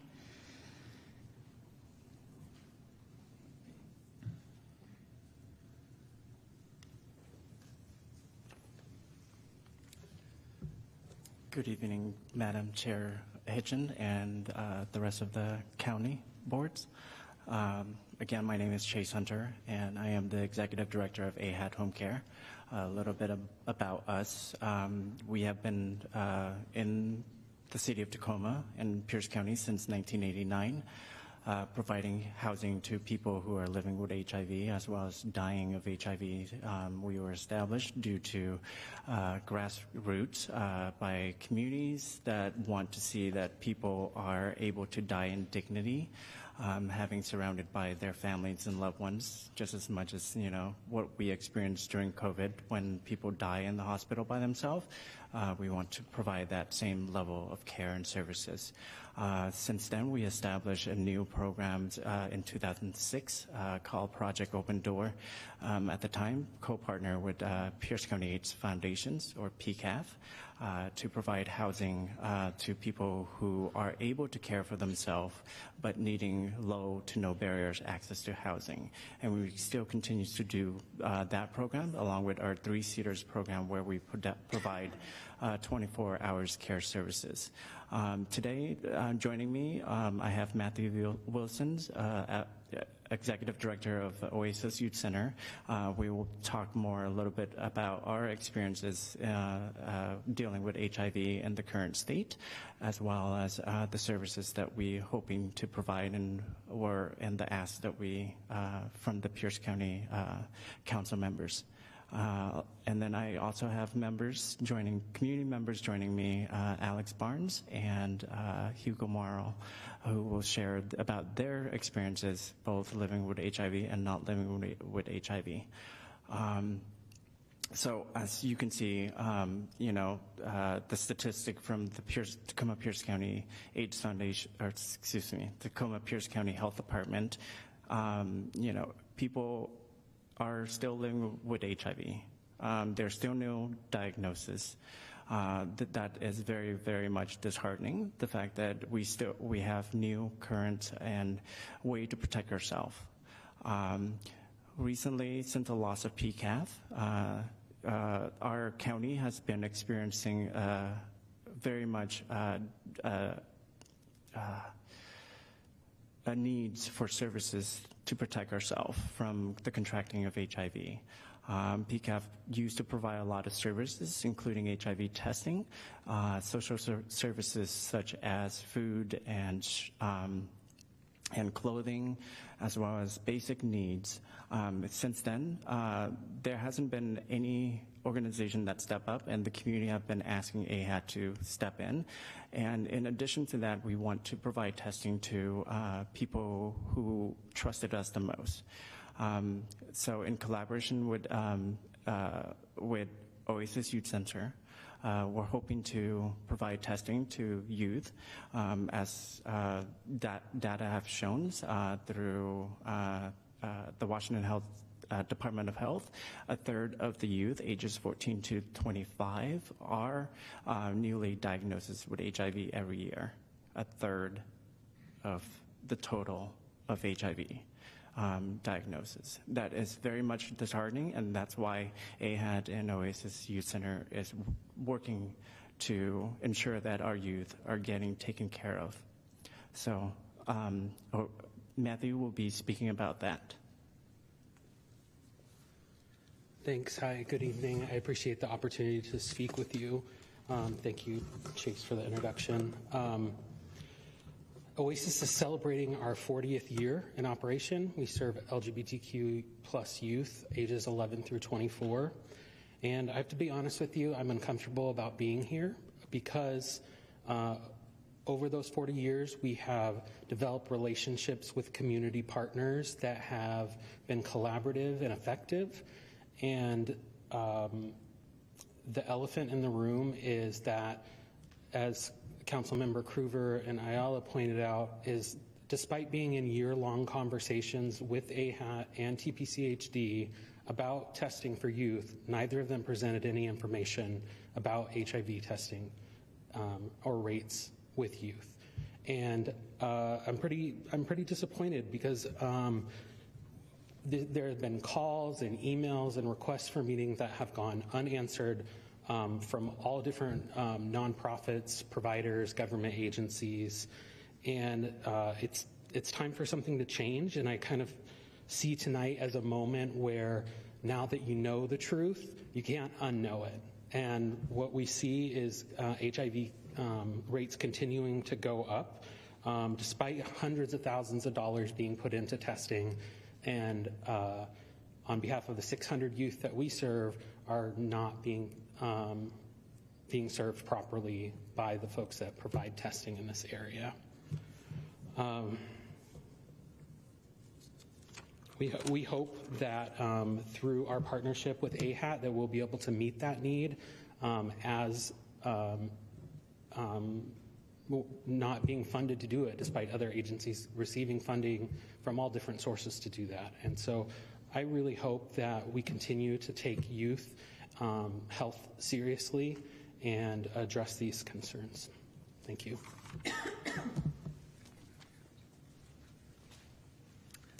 Thank you, Madam Chair, the committee, and everybody that did presentations. I really appreciated everything. I am an art practitioner and an educator. I'm also a long-term survivor living with HIV for over 40 years. And I'm also a proud Northwesterner by marriage. So I'm here to talk for the elder long-term survivors who have lost the psychosocial services that were provided previously by PCAF. Many agencies today are doing great services in their areas, but no one is doing anything in the psychosocial area. A lot of the folks that are long-term survivors are seniors. Many of us, because we lived through the early stages of the epidemic and the trauma that caused in our lives, do not have the level of income, accrued income benefits that most folks that lived and worked their whole life. We had to, we did less of that because of emotional and health issues. So we also have a lot of issues around housing and security.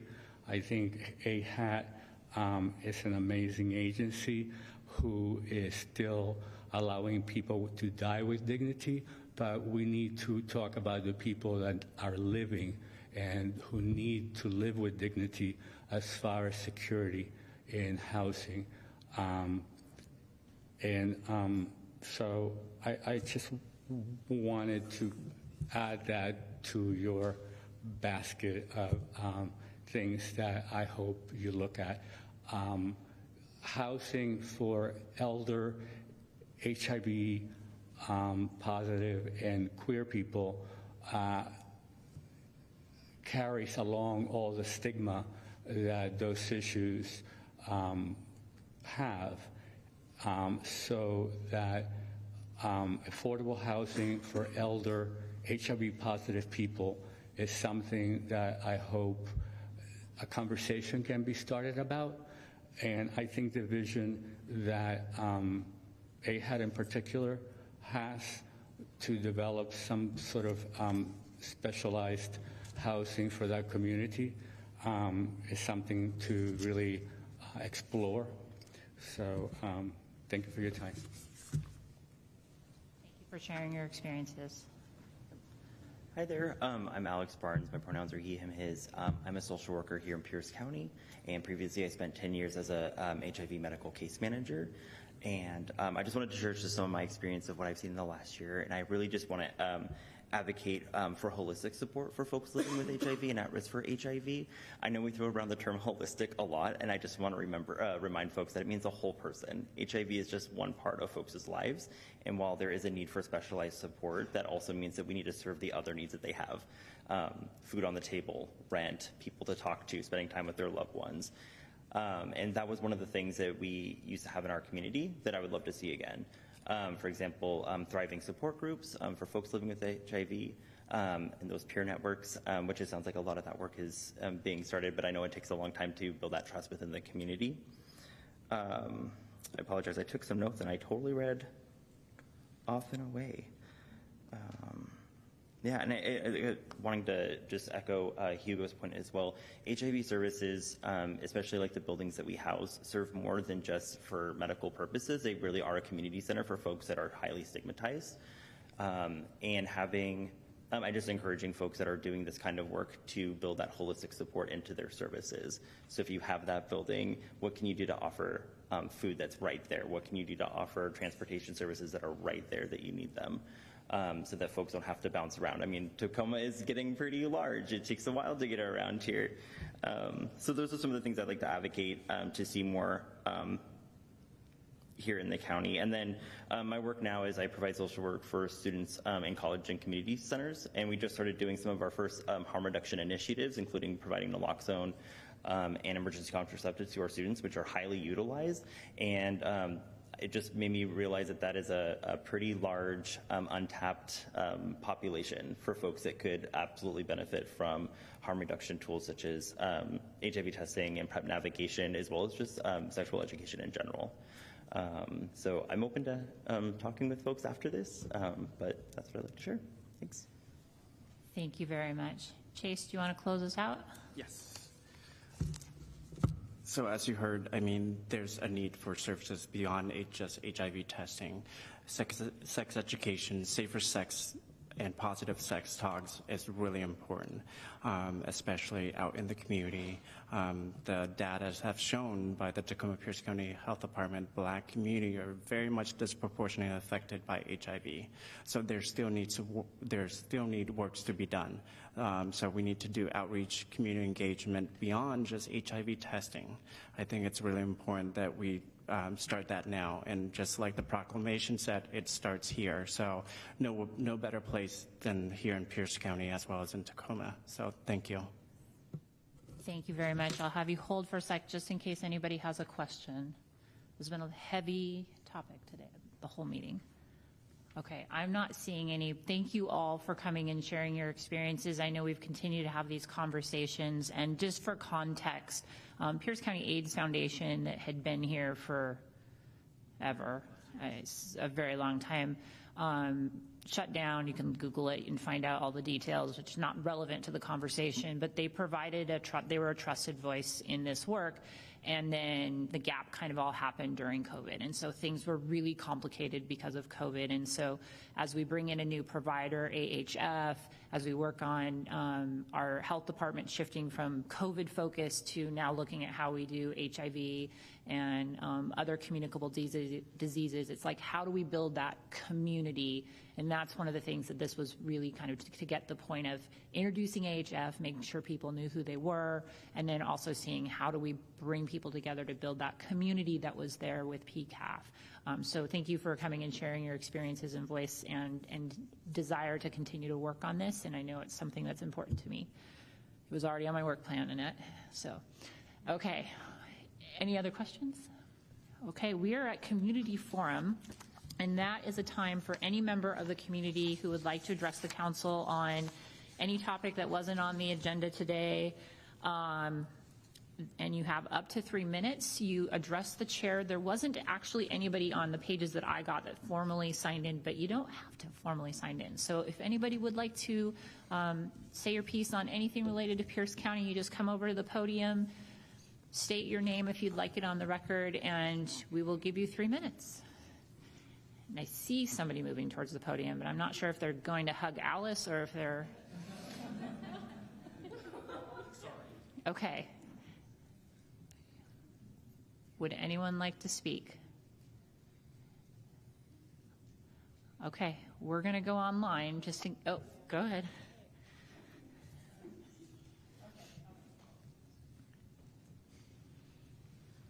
Hello, Council. My name is Luis Arellano. I'm currently training to be a counselor for chemical dependency. I'm a trainee with the cohort that was kind of giving some information on. I do have, something in regards to what Amy was touching bases on with the violence with the youth. And it's something that, for me, I in sobriety for 2 years with alcohol and cannabis. And it's something that I would like to, kind of touch bases on the,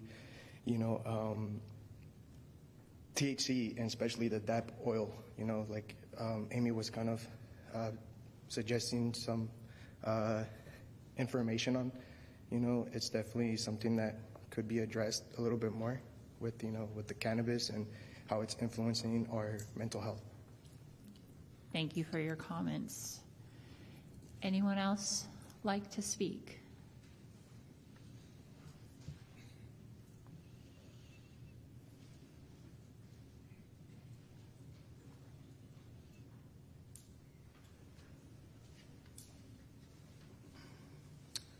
Good evening, Chair Hitchen and council members, as well as all of the guests here. My name is Torian Anderson. I'm here on behalf of the Seattle Visiting Nurse Association. We're Washington's largest community immunizer. We're recognized by the Washington State Department of Health, Public Health Seattle and King County, and Snohomish Health District as a qualified community immunizer. Since 2009, we've worked with K-12 schools, colleges, businesses, and public agencies to improve flu access to vaccines through on-site pop-up clinics. And in 2021, we expanded our service offering to include COVID vaccines as well to support the pandemic response efforts.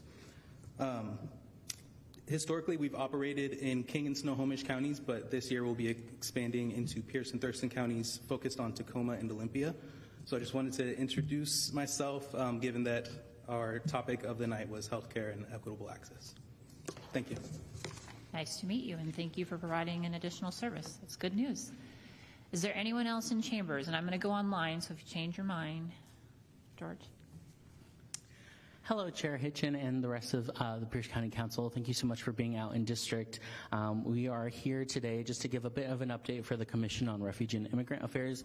I realize I don't have to go that far down, but today we were currently working on our work plan, and so we are planning on seeing you guys a lot more often. So for every in-district meeting, we are hoping to have at least one of our representatives here in these meetings, if not more. That's why we have two today. Sorry for being tardy.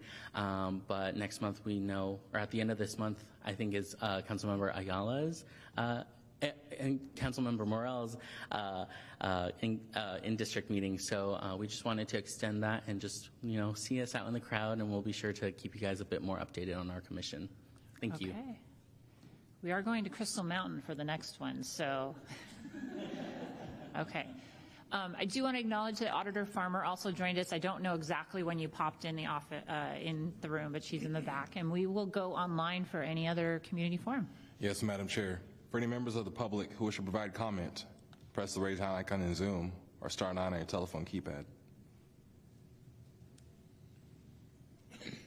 And I see no hands, Madam Chair. Seeing no other hands, I'm going to close community forum. Thank you all for attending tonight. This was a pretty heavy topic, so take some deep breaths. Maybe, I don't know what it's doing outside. There are no windows in this room, but if it's nice, breathe in some fresh air. Unless you have lots of really heavy allergies, then maybe go someplace else. Seeing no other business before the council, we are adjourned. Have a wonderful evening. Thank you, everybody.